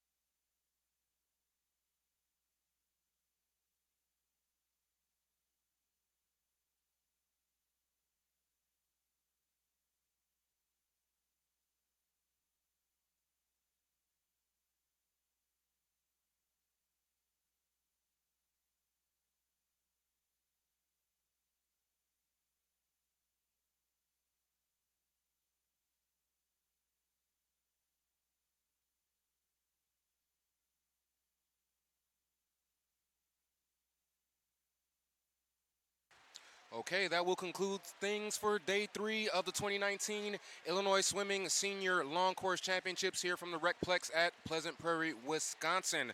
Let me give you the quick rundown for the event order for tomorrow, the final day of action. We'll get things started off with the 1,500-meter freestyle. Of course, those are the men's and the women's turns. The 200-meter backstroke will be next after that. Then there will be the 100-meter freestyle for the men's and the women's. That will be followed by the 200-meter butterfly, and then we will end things with the 400-meter freestyle relay. That preliminary action will get started right around 8:25, 8:30 in the morning. So when things start, we will be right here on YouTube/Illinois Swimming, bringing you the best racing in the state. I want to give a few quick reads of some sponsors really quick before we go. I want to start with Elsmore, which is the official supplier and sponsor of Illinois Swimming and Team Illinois. I want to recognize Oceans Apparel. Oceans Apparel is a proud sponsor of Illinois Swimming. Over the past 17 years, Oceans Apparel has helped organizations raise over $2 million to help support youth athletics. Stop by their booth to pick up your official event merchandise and see all of the different styles and prints they have to offer. Remember to ask the Oceans Apparel representative how they can help raise funds for your organization. Also want to recognize Marriott, which is an official sponsor of USA Swimming. Also want to recognize Team Unify, Bag Tags, and Hasty Awards, which gives out tons of swag to not only the parents and the athletes, but the members in the crowd as well. I want to give a special thank you to the Academy Bullet Swim Club for hosting the 2019 Senior Long Course Championships. We want to recognize meet directors Todd Capon and Brian Brown, and entry chair, which is also Todd Capon. Want to recognize meet referee Ann Whittleson and administrative referee Brent Lightfoot and all of our officials and auxiliary staff. Thank you very, very much.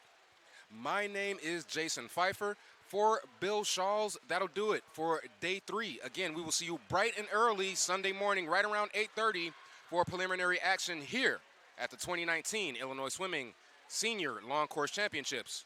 Good night, and we'll see you in the morning.